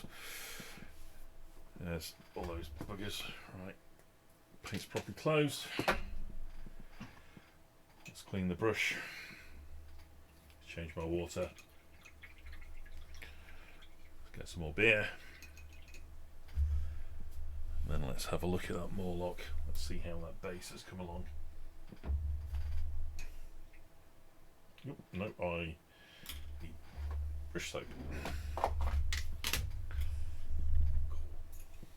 This is life confusing.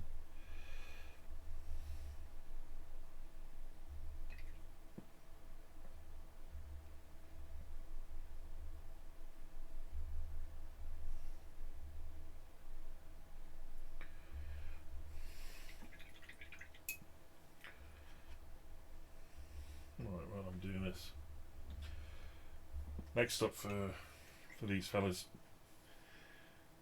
is I'm going to run a couple of layers of Flesh Terror's red over the top of that black, and because it is a very thin contrast paint, it really will just give a kind of almost a glaze on top of that black, and it'll kind of make it a much more interesting, maybe we've seen on the other models, kind of dark, really kind of dark tanned red leather kind of effect. So it forms the basis for the feathering that comes later on the chitin. So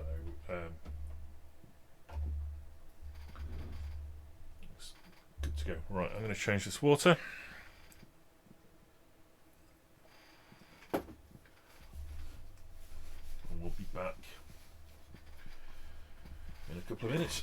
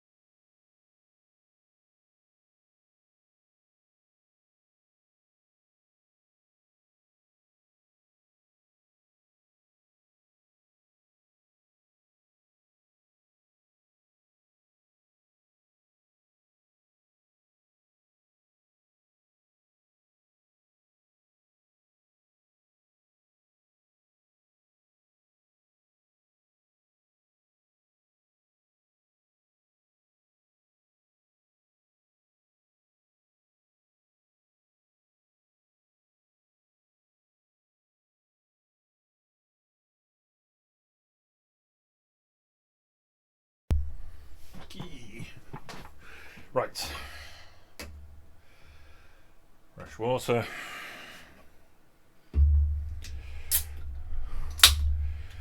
Fresh piss water.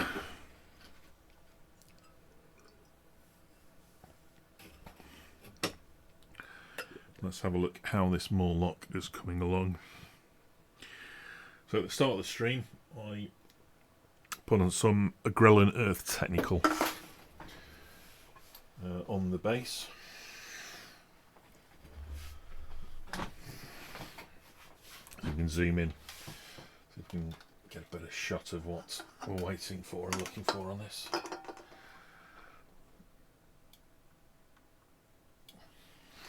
There we go. So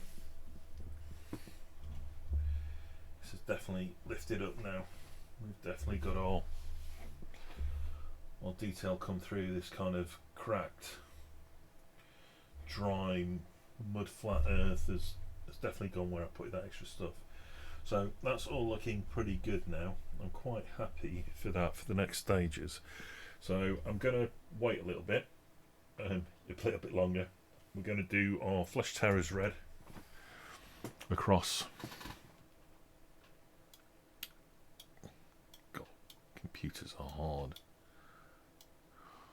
There we go. I'm happy with that. It is coming along. We're going to do our Flesh Terrors red. We're going to do a couple of layers of that across our Gene Stealers.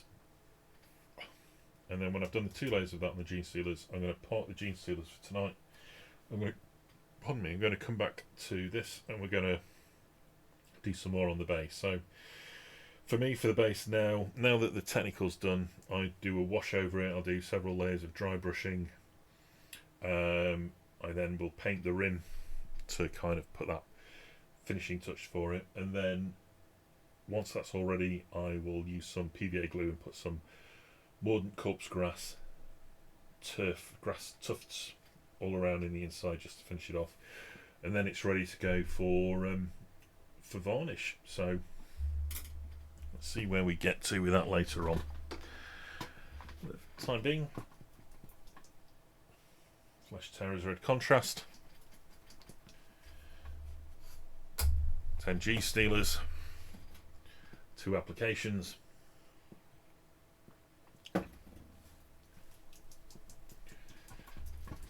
Away we go. Right, let's zoom in again.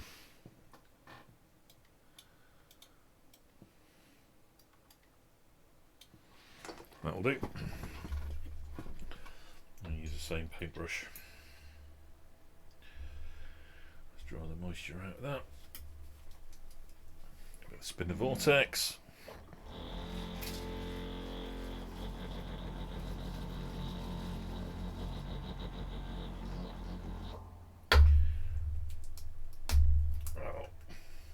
This is the paint that always looks gory.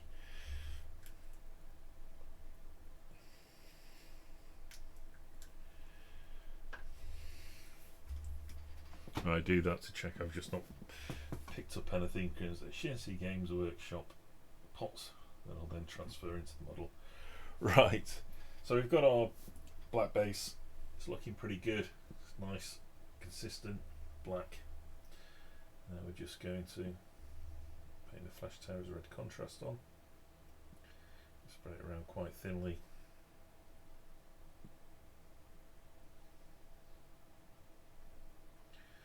I'm going to try and keep the brush strokes kind of consistent, because this does kind of feels that it dries a bit with almost like a texture. If we keep it coming out from the central spine. I'm sure you can tell the difference there. You can just a little bit, can't you? It's quite subtle, but there's that just bit of a red that's just tainting that black carapace, and it just gives it a lot more interest into the figure itself. And I'll do the other side now.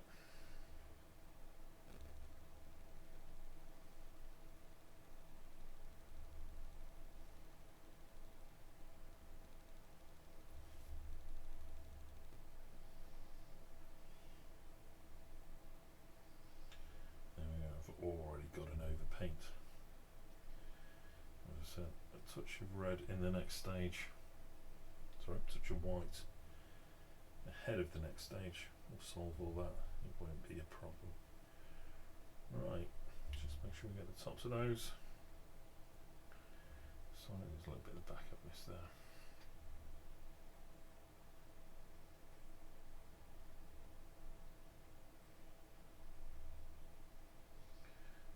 In fact, looking at how this is now, I'm tempted. Maybe just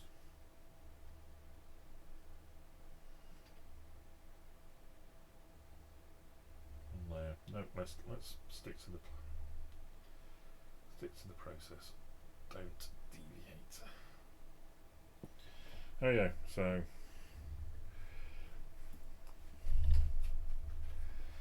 to compare, subtle difference, but it's definitely noticeable.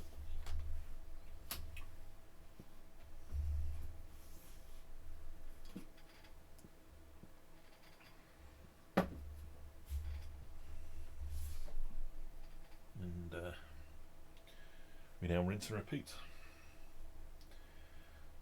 Number 2.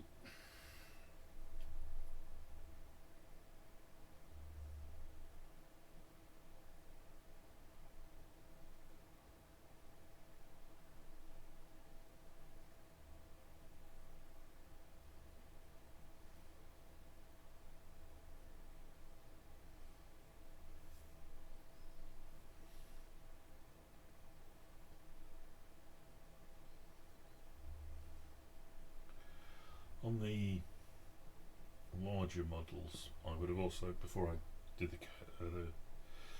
this Flesh Series Red, I'd have done a Caribou Crimson shade as well, which is a very subtle palette change on the back. It's not necessary. Certainly for these little fellas, it'd be lost.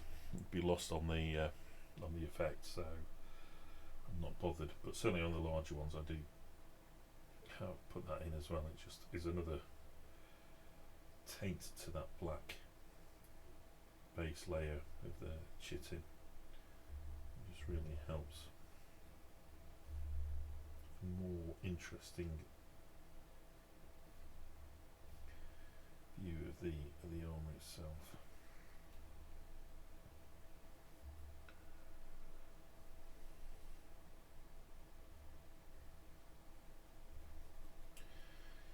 There we go.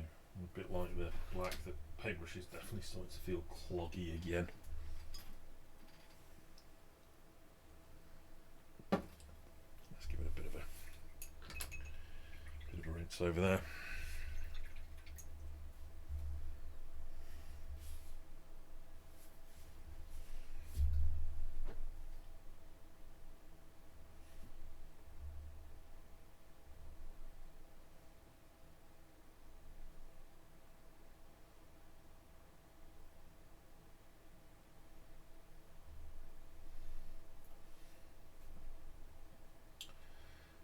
Just keep going.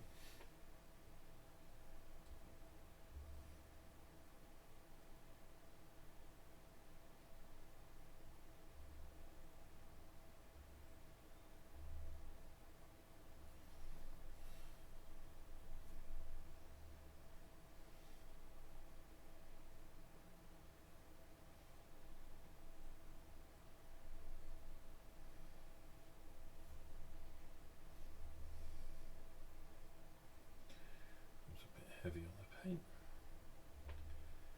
Spread that out a bit more.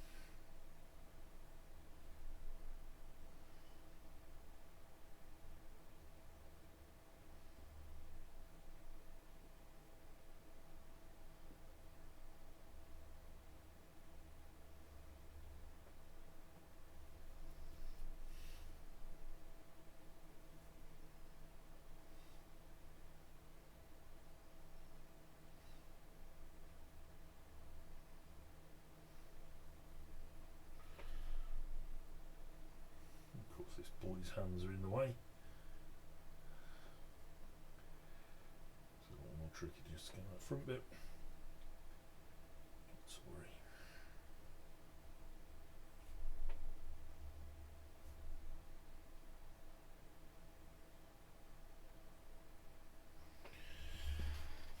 2. Number 3. No, that was number 3. Number 4. I've lost count due to the tedium.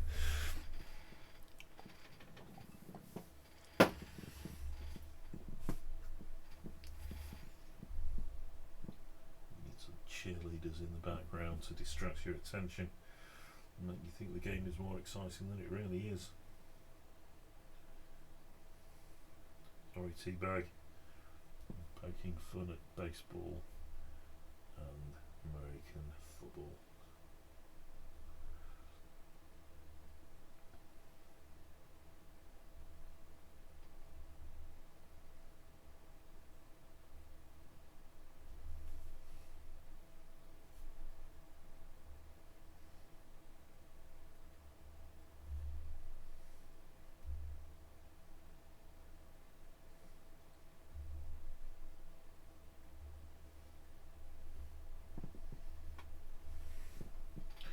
So you didn't have any friends or relatives who were hit with like flooding in New York. Teabag, that was looked pretty horrific, that one.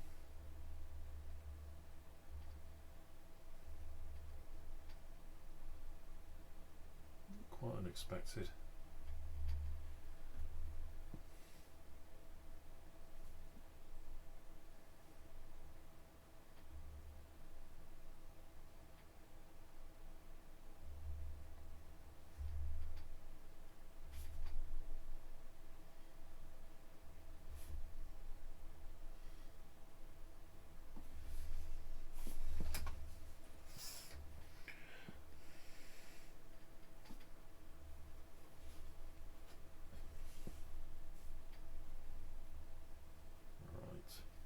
Number 5. We keep going. Almost feeling a bit like the Count from Sesame Street.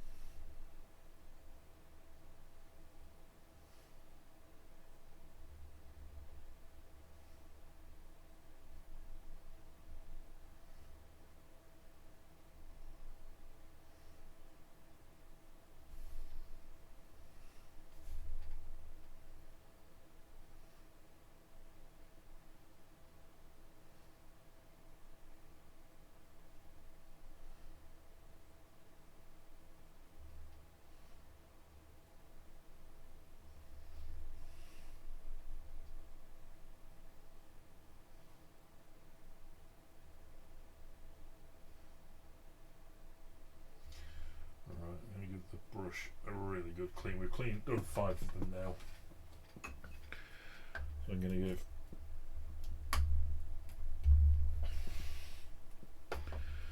another bit of brush paint, sorry, brush soap. The brush feels a bit manky.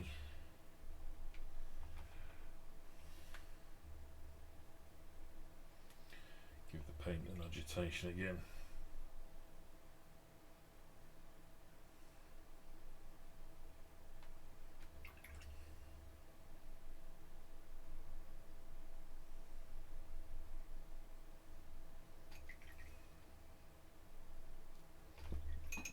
There we go, it's fine. Out of the way.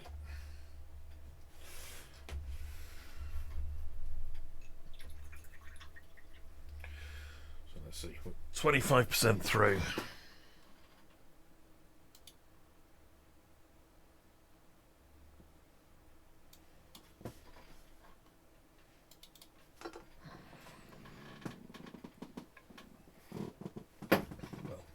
when I say 25% through, 25% through of this step in the process.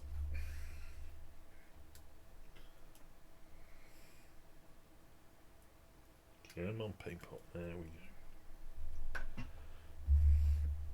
I'm going to have to scrape all that dried paint out in a minute or two, maybe at the end of the session.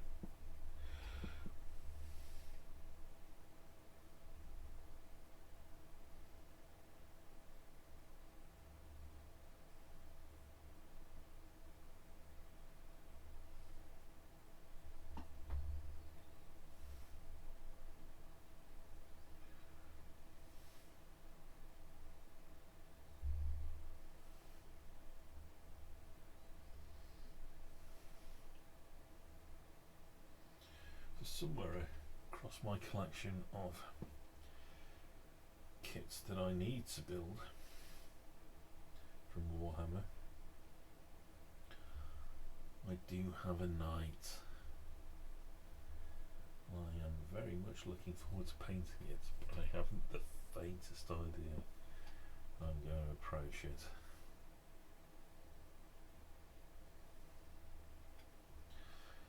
Christmas I did try and get a set of that Chainbreaker Lance release, and it was awesome, but I failed miserably because Games Workshop didn't make anywhere near enough. I wasn't going to try and hit F5 on the website to try and get a release. I have better things to do. But I foolishly, one drunken night when I was buying a bunch of paints, bought one individually.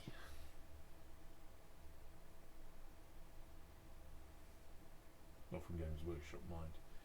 A little too pricey.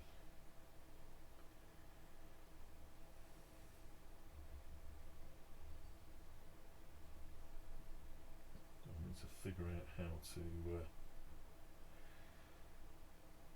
make it so that it fits in with salamanders, should we choose to run it with there as a support.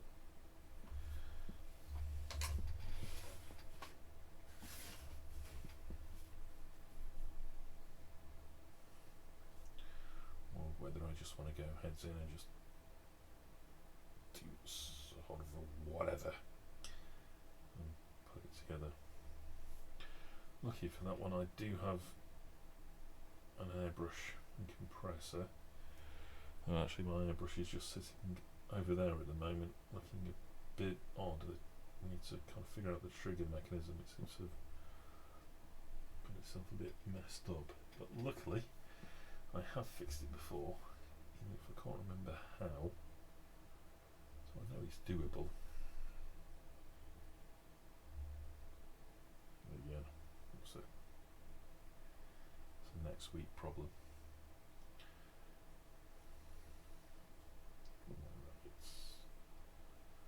Right. If you're in the UK, some bad news for you. It's October. It has been October for nearly 20 minutes.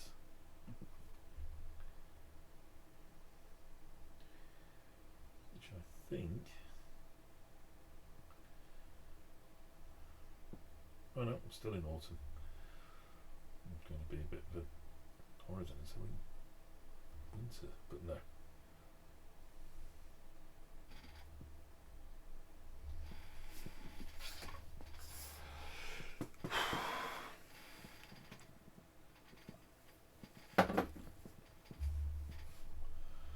Right. I'm getting a bit bored of these fellas.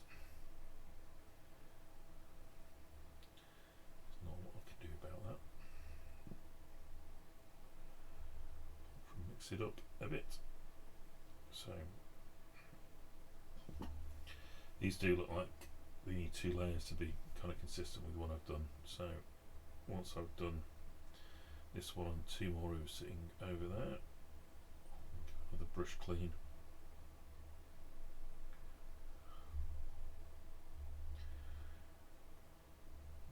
rinse and repeat. Well, we'll go back to the Mawloc base because I think by then it will be nicely cured off. That technical paint will be in a really good state to do the next layers on. Should probably cure it off and adhered. So, like so, for that Mawloc on the base, there'll be a wash, some dry brushing, and finar, some rimming. Finish it off. Probably leave the last tufts might be for later. That's painted one. I think actually, as I look through these, I might be able to get away with a single coat for these little fellas. Just wondering.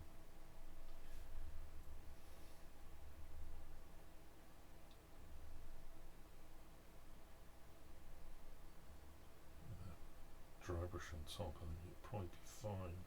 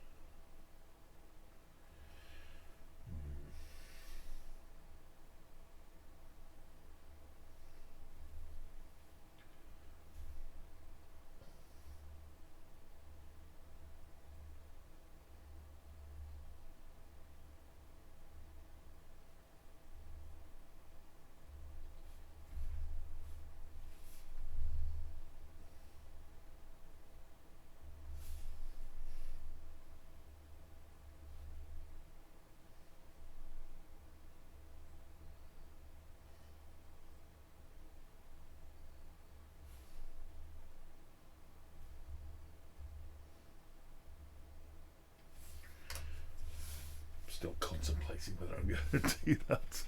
What I'm going to do, I'll do this fella, go back and do the first fella again, compare the first fella to the second fella, and see if there's a need for the the second run of the flesh towers contrast over it. I think what it is, I'm being fooled because before it dries off it looks quite bright. When it dries it gets quite dark because it is a thin paint.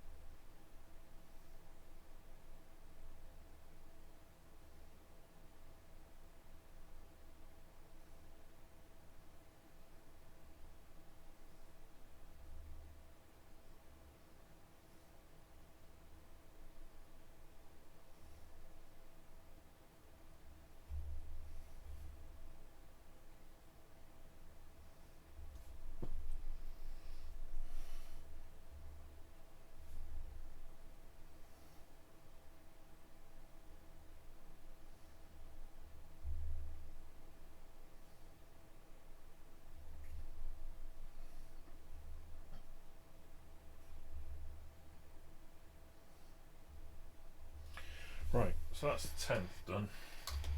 So like I said, I'm going to run another one over this. See if I really need to. Hey, Vandus. Yeah, so this is the old sculpt. So the base is 25mm.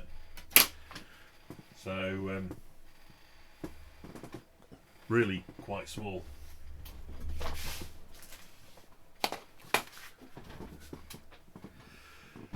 certainly nowhere near 32mm. But these are the sort of the original sculpts from, God, when is it? 2098. Most certainly not the new ones. So these were all the bases that came with when we got the kits. We didn't artificially choose a smaller base for them, so it's what they came with. But yeah, they're all 32mm base. Sorry, 25mm. Just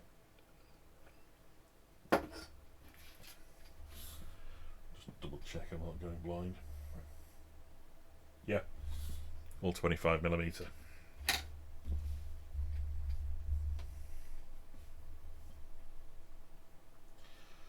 Games Workshop do like to change their base sizes. I have noticed this. So we have 9 warriors, and they're all on the slightly smaller base size. It's a bit annoying.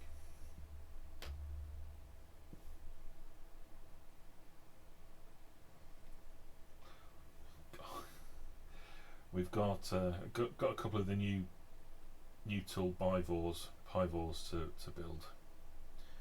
Sitting in my son's pile of things to build. But I've never had spore mines before, so we're not going to have an odd mix of bases for those, thankfully. We do for our Termagants, because again the 10th edition Termagant bases were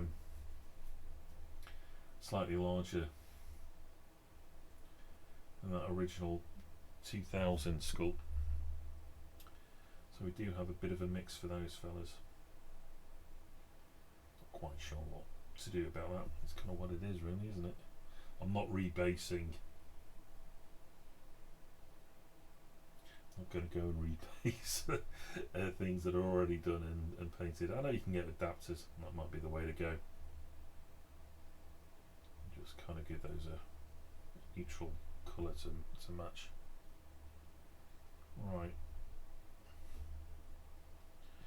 Put a second coat on him. I'm going to give my brush a good clean, and I'm going to come back and decide whether I need to do the second coat on all of them.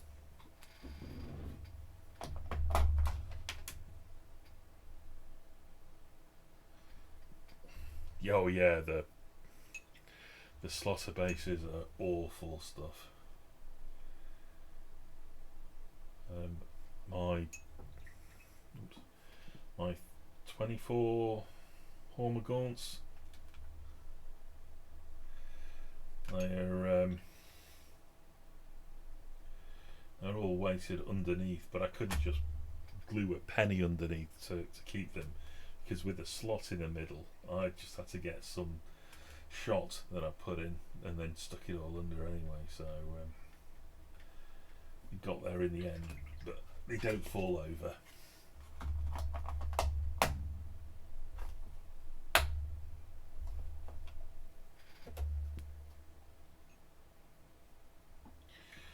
Yeah, you're right on the base, but it can be hard wedging them together. As you said, they do stick out quite a bit. Right, unfortunately I was right. I do have to do a second layer of this to match everything up. So let's keep going. Right, where are we up to? There's 9 more of these tonight. And then we're going to finish that Mawloc base.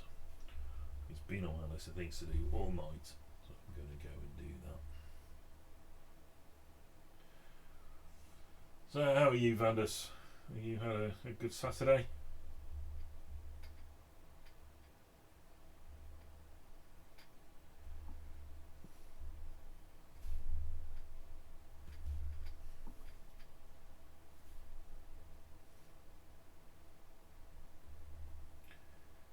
I hope you're well.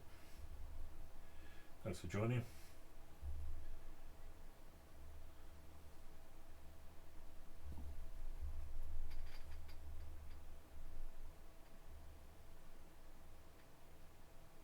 Very nice. How did he perform?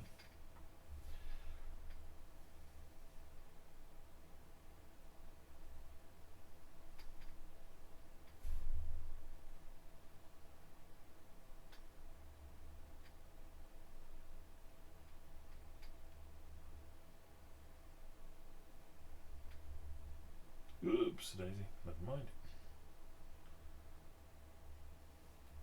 As you'll know by now, I've got that little mark of red.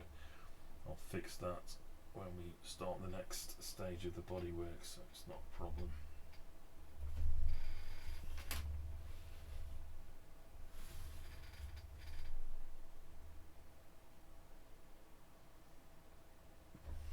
Excellent. Did you win your game with your new king?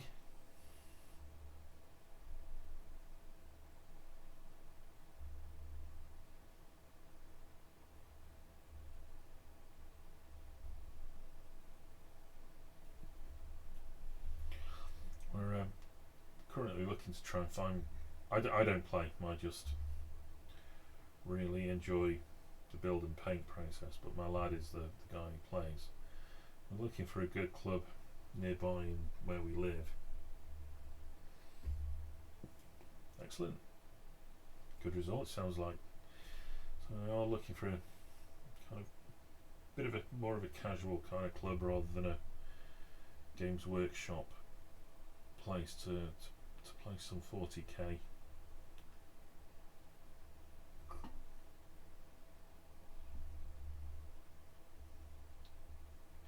A couple of my son's friends play, but we've all hit 16, 17 now, so they're more interested in sex and booze, if we be honest. And of course there's always the ubiquitous computer games as well.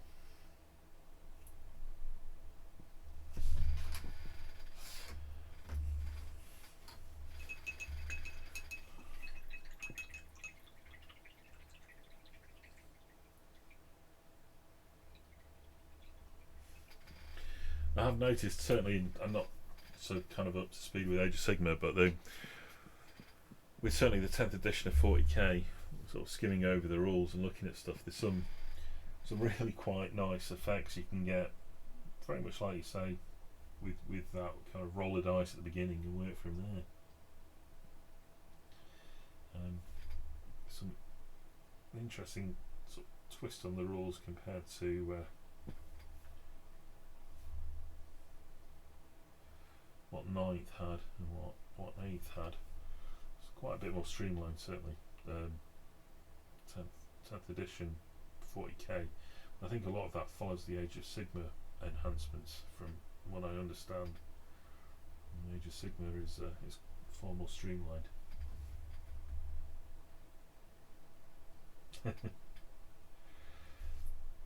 more than often. What was it? 6 from. What's that? Probably about 2/3 chance. Nice.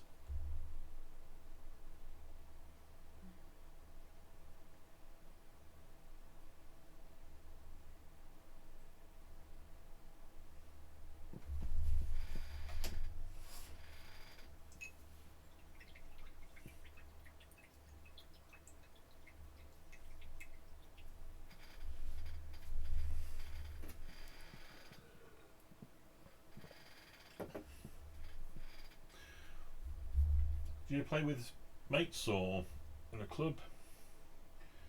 Where do you do your playing?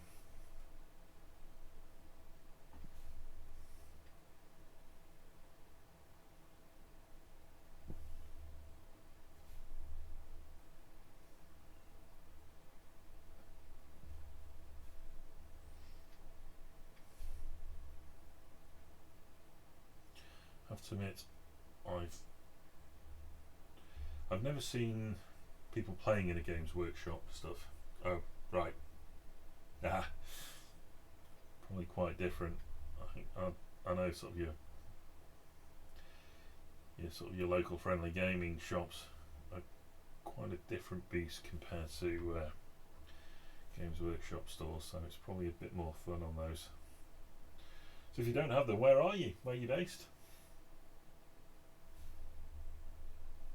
Me, I'm in the UK, down south, sort of 30-40 miles outside west of London.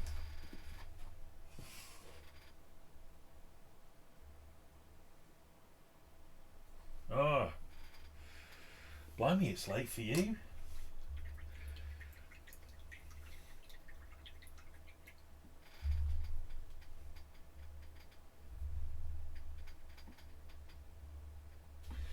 Yeah, I know.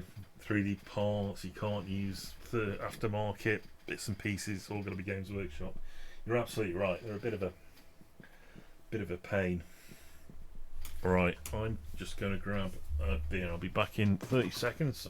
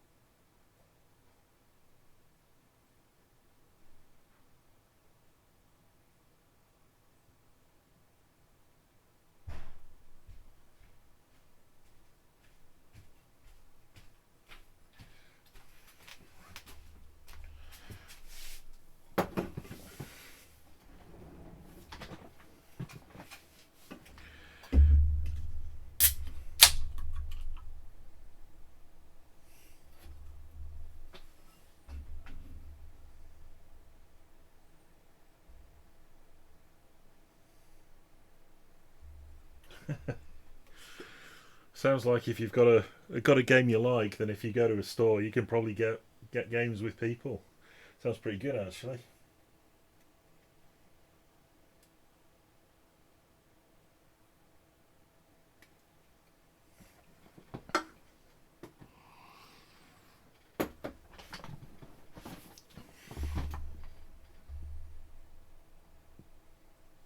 Yeah.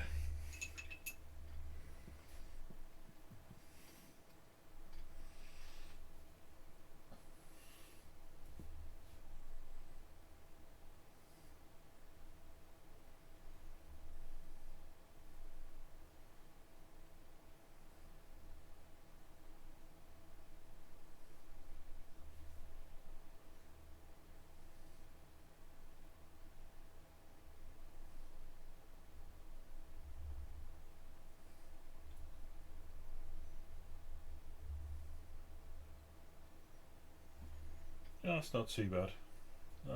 Where I live, it's not too many stores. There's a couple of Games Workshop stores near each other. I know there's a large wargaming society, but I think they kind of stick more to not so much historical. I mean, they do an awful lot of historical gaming, you know, like Napoleonic, World War One, World War Two. They tend to stay away from the Games Workshop kind of games. I think they feel that, kind of like yourself, that the restrictions that Games Workshop put on the games that they play in store and at tournaments isn't really conducive to a great kind of user experience. You know, it's very restrictive, but it's been a while since I've been to one of their events. So I don't really play, but it's always good there to go and try and stock up on paints and supplies and what have you.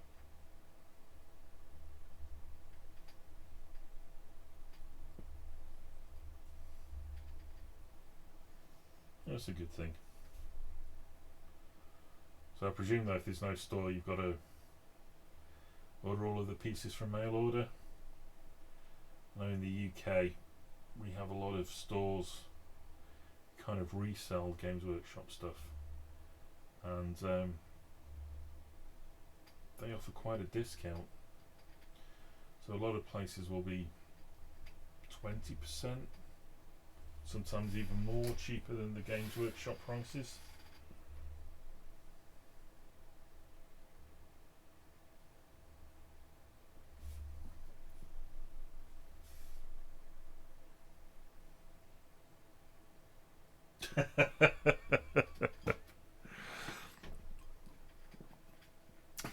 is a shame. I think in the UK it's there's a lot of competition.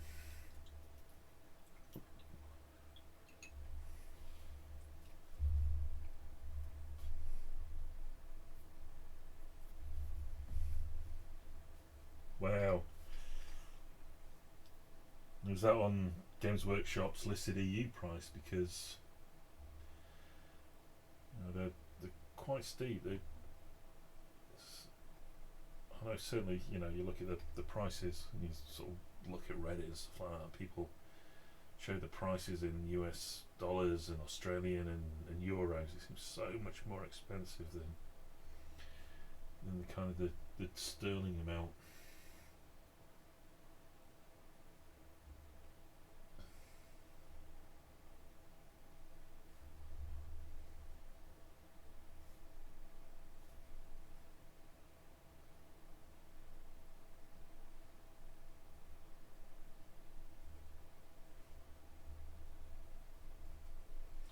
It is, yeah. I have to admit the best I've done was a store in the UK used to do 25% off, but you had to pay for shipping on top of that. But usually it was a pretty nominal amount, about €5, almost regardless of the size of the order. So, but they had to stop doing that 25%. So now they're down to 20%.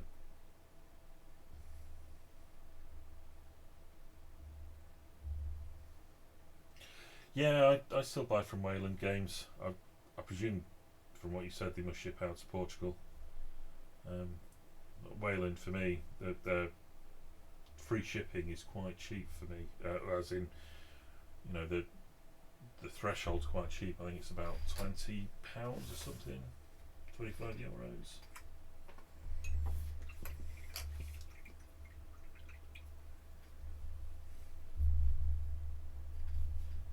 Wow, and that's a lot of money to drop on a one order.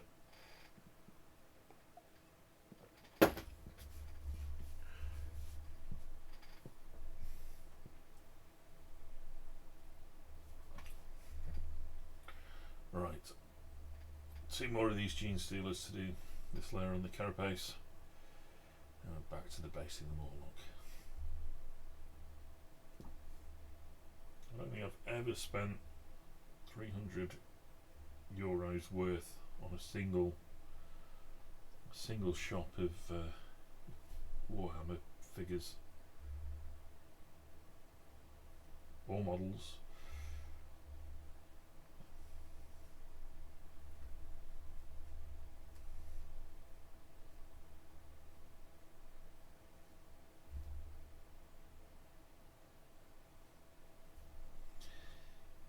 Yeah, whenever I travel and I walk into a hobby or model store, I always try and buy something, even if it's just a paintbrush or a paint. If it don't have any figures that I could use, I feel that anything you do on the local stores will help. I mean, to be honest, I don't get around too much to be able to do that, but whenever you go, so easy. Mail order, but bricks and mortar stores still need to exist. They still need to make the money.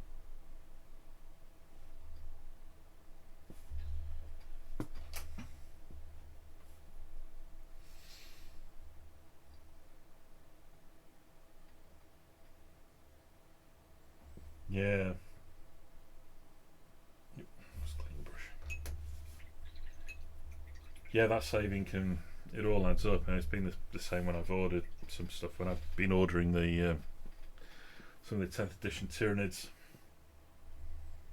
getting those reductions means you can buy an extra box, an extra figure or something. The same amount of money.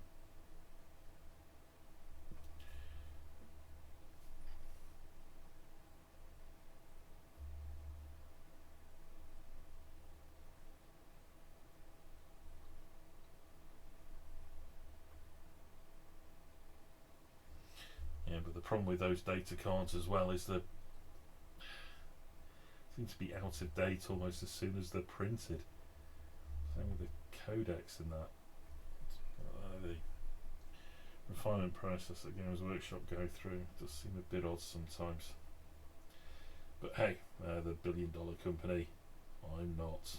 What do I know?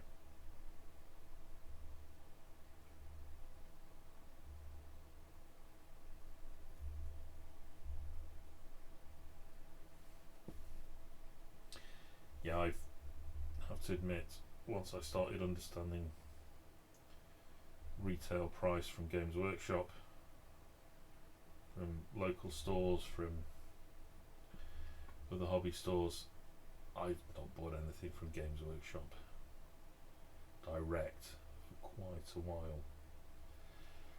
I did buy, well, I'll take that back, I did buy my Leviathan set from them, but that was mainly because I had a £30 voucher. So what that meant was it was actually the cheapest way to get hold of it, even cheaper than the resellers, because it was just, what was that? Was 30 of that? It was trying to do sums down. 25% off, and nobody else was offering anywhere near that on the discount.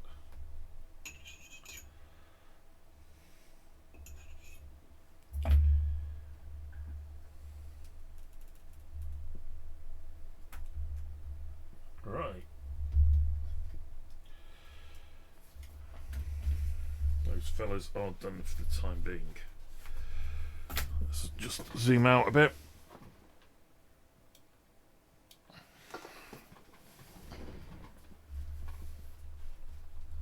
And clean my brush. Take a few minutes. Ugh.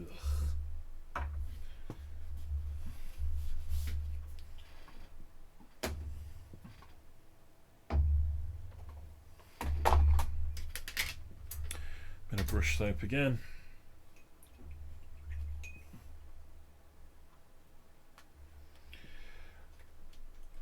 I build before I really started working on these Warhammer figures. My main hobby was scale model kits like aircraft and tanks and stuff.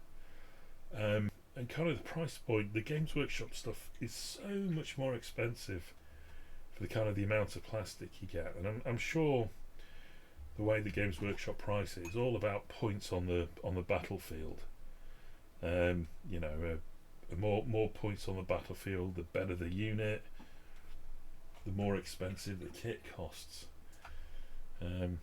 Which is a kind of a bit annoying. You know, you can get for the 40-50 quid you pay for a set of units, you can buy absolutely some awesome aircraft models, armor models and stuff like that. So it is a bit odd that way, but I also suspect that, you know, with scale models you build them and display them, you're not playing with them. Games Workshop in some ways are selling a toy. Not that that makes any better, but yeah, the pricing is horrific and it's so expensive. Just plastic crack, isn't it? Right, so I'm going to go and change these paints again, and then we're coming back to the Mawloc and we're going to be working some more on his base. So I'll be back in a couple of minutes time. Just change this paint water.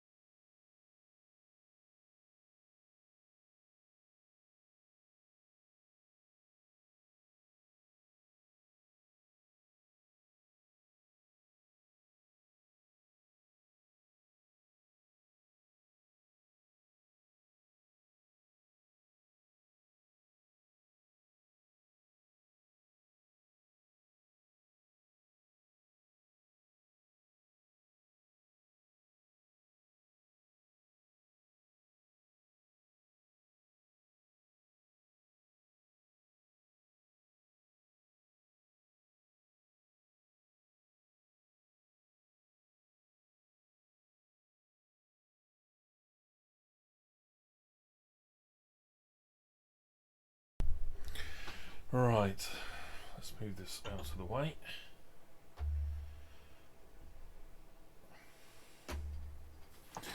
There we go for that.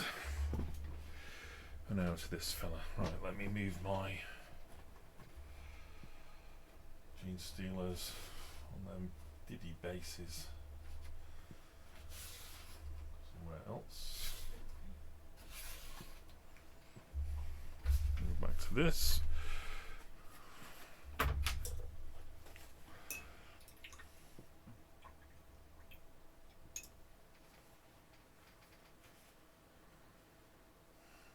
Right, so what have we done on the base of this today?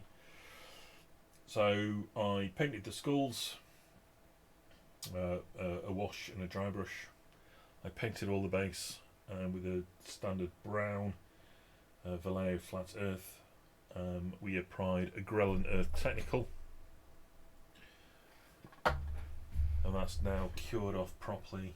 We put that on almost 3 hours ago now. So now we're going to do a wash, and if I can remember what that wash is, I think it's some Agrellan Earth shade. I'll double check. Yeah, bit of Agrellan Earth shade. We're going to wash it all over the Oops a daisy. We're going to wash that all over the base. And so the two different kind of colours we've got here, the two shades of the flat earth and the Agrellan Earth, will tie together a little bit when we put this shade through there. I'm going to use a big brush so I can get a lot of paint onto on the brush itself and put it all over the base. It'll take a fair bit of paint to cover that all. So away we go. Right, I'm going to run this through the vortex mixer just to make sure that we're as good as we can be.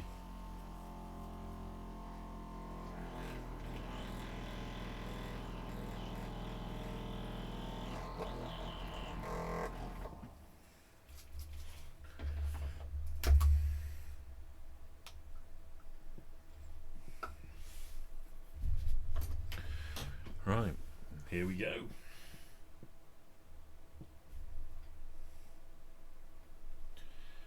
Try and be reasonably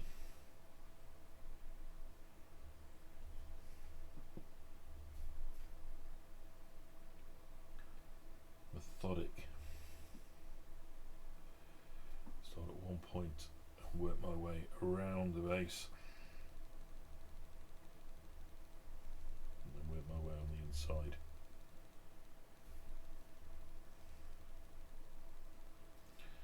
And with this shade,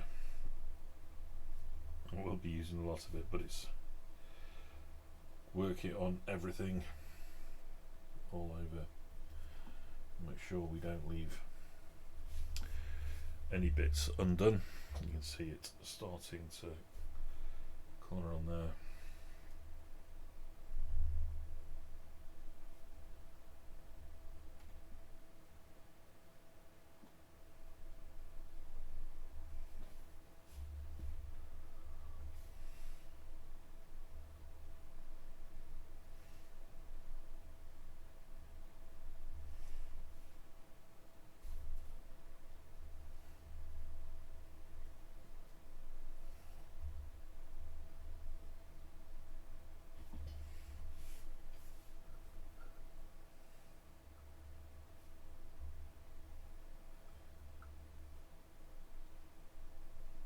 Now let's put this on really quite thickly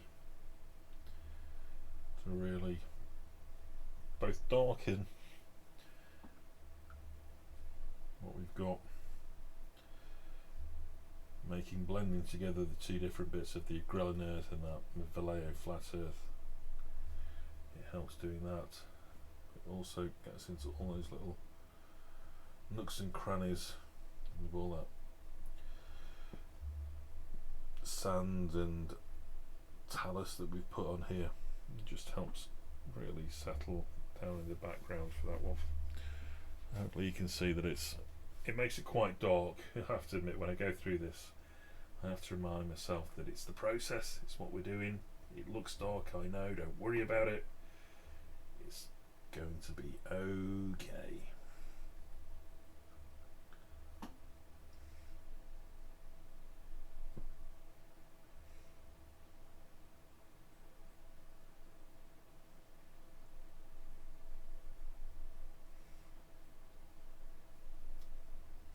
I'm just going to go all the way around and then I'm going to start working in the details.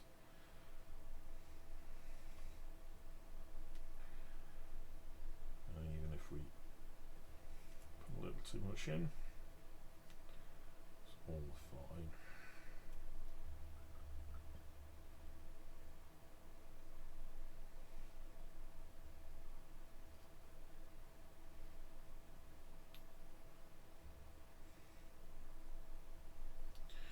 How are we doing for time? God, it's nearly 1 in the morning.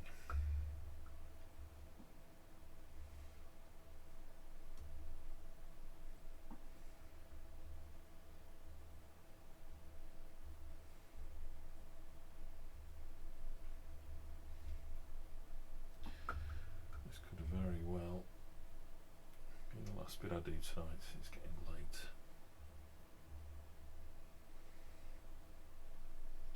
We shall see.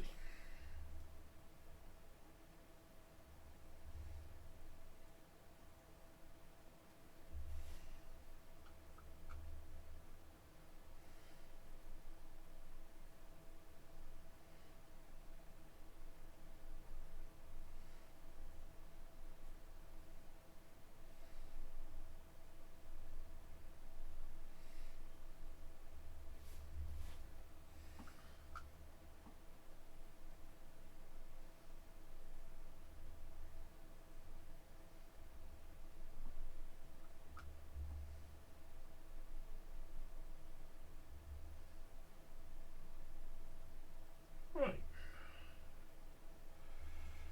We've gone around the outside now.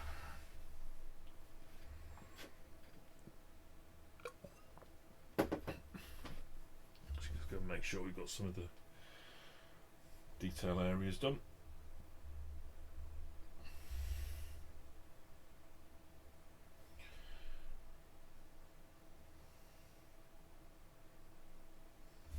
We'll work our way on the inside.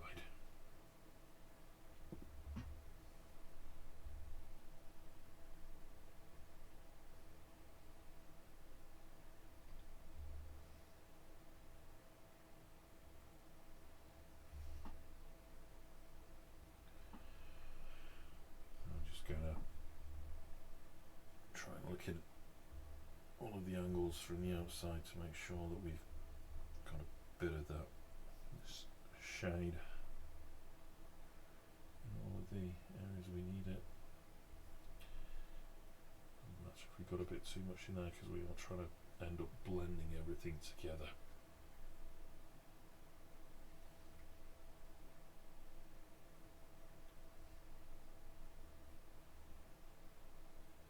Oh, little buggery fly helping me out here.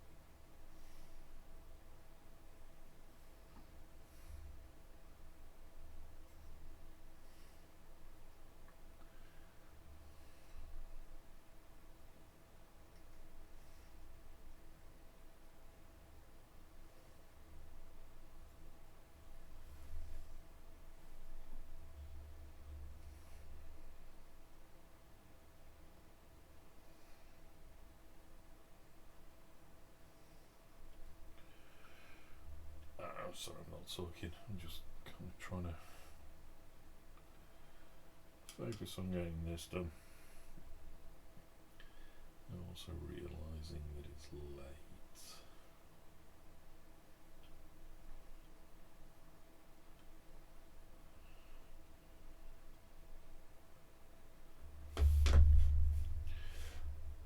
making some good progress on this bit. Luckily this bit is easy.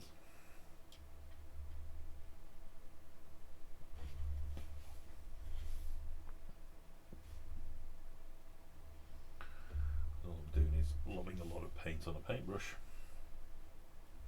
and swilling it around.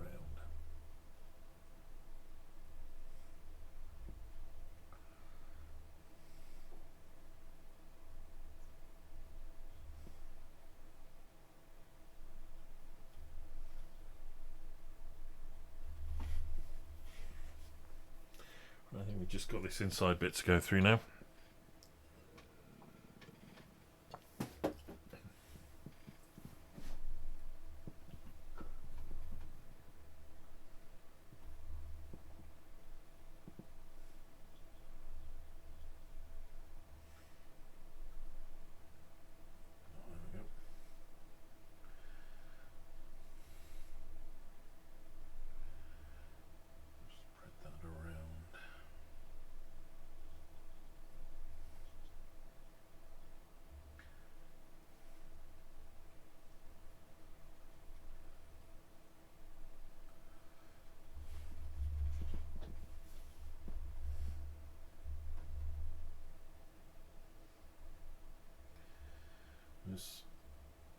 For my process, what a better word, making sure that you get really good coverage of this wash is important, because if we've missed anything out and not painted anything in the previous bits of brown we put on here, then the wash will just make sure it gets in any of that unprimed area, the primed area, the white, just gets around all the bits and pieces. There we go. So let's quick check that nothing strikes me as being white. We've got some paint over everywhere on the base. It all looks suitably dark.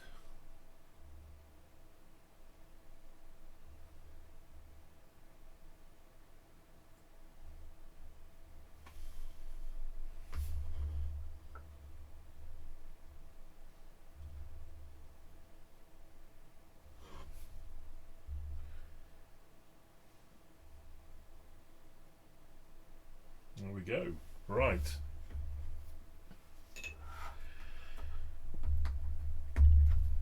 Let's get you closed safely away. I'll need you to dry for a few minutes, so let's clean my brush.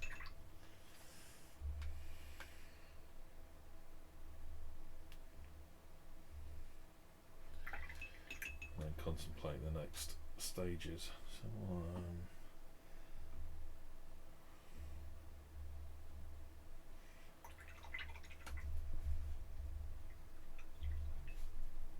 I think that's going to take more than a couple of minutes to dry.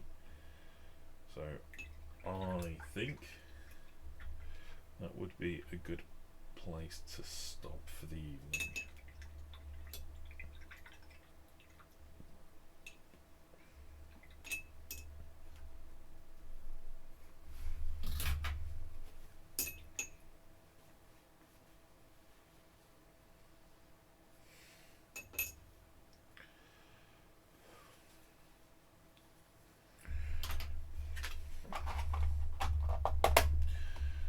There we go, awesome. Right, this is going to take a good 10-20 minutes to dry off properly.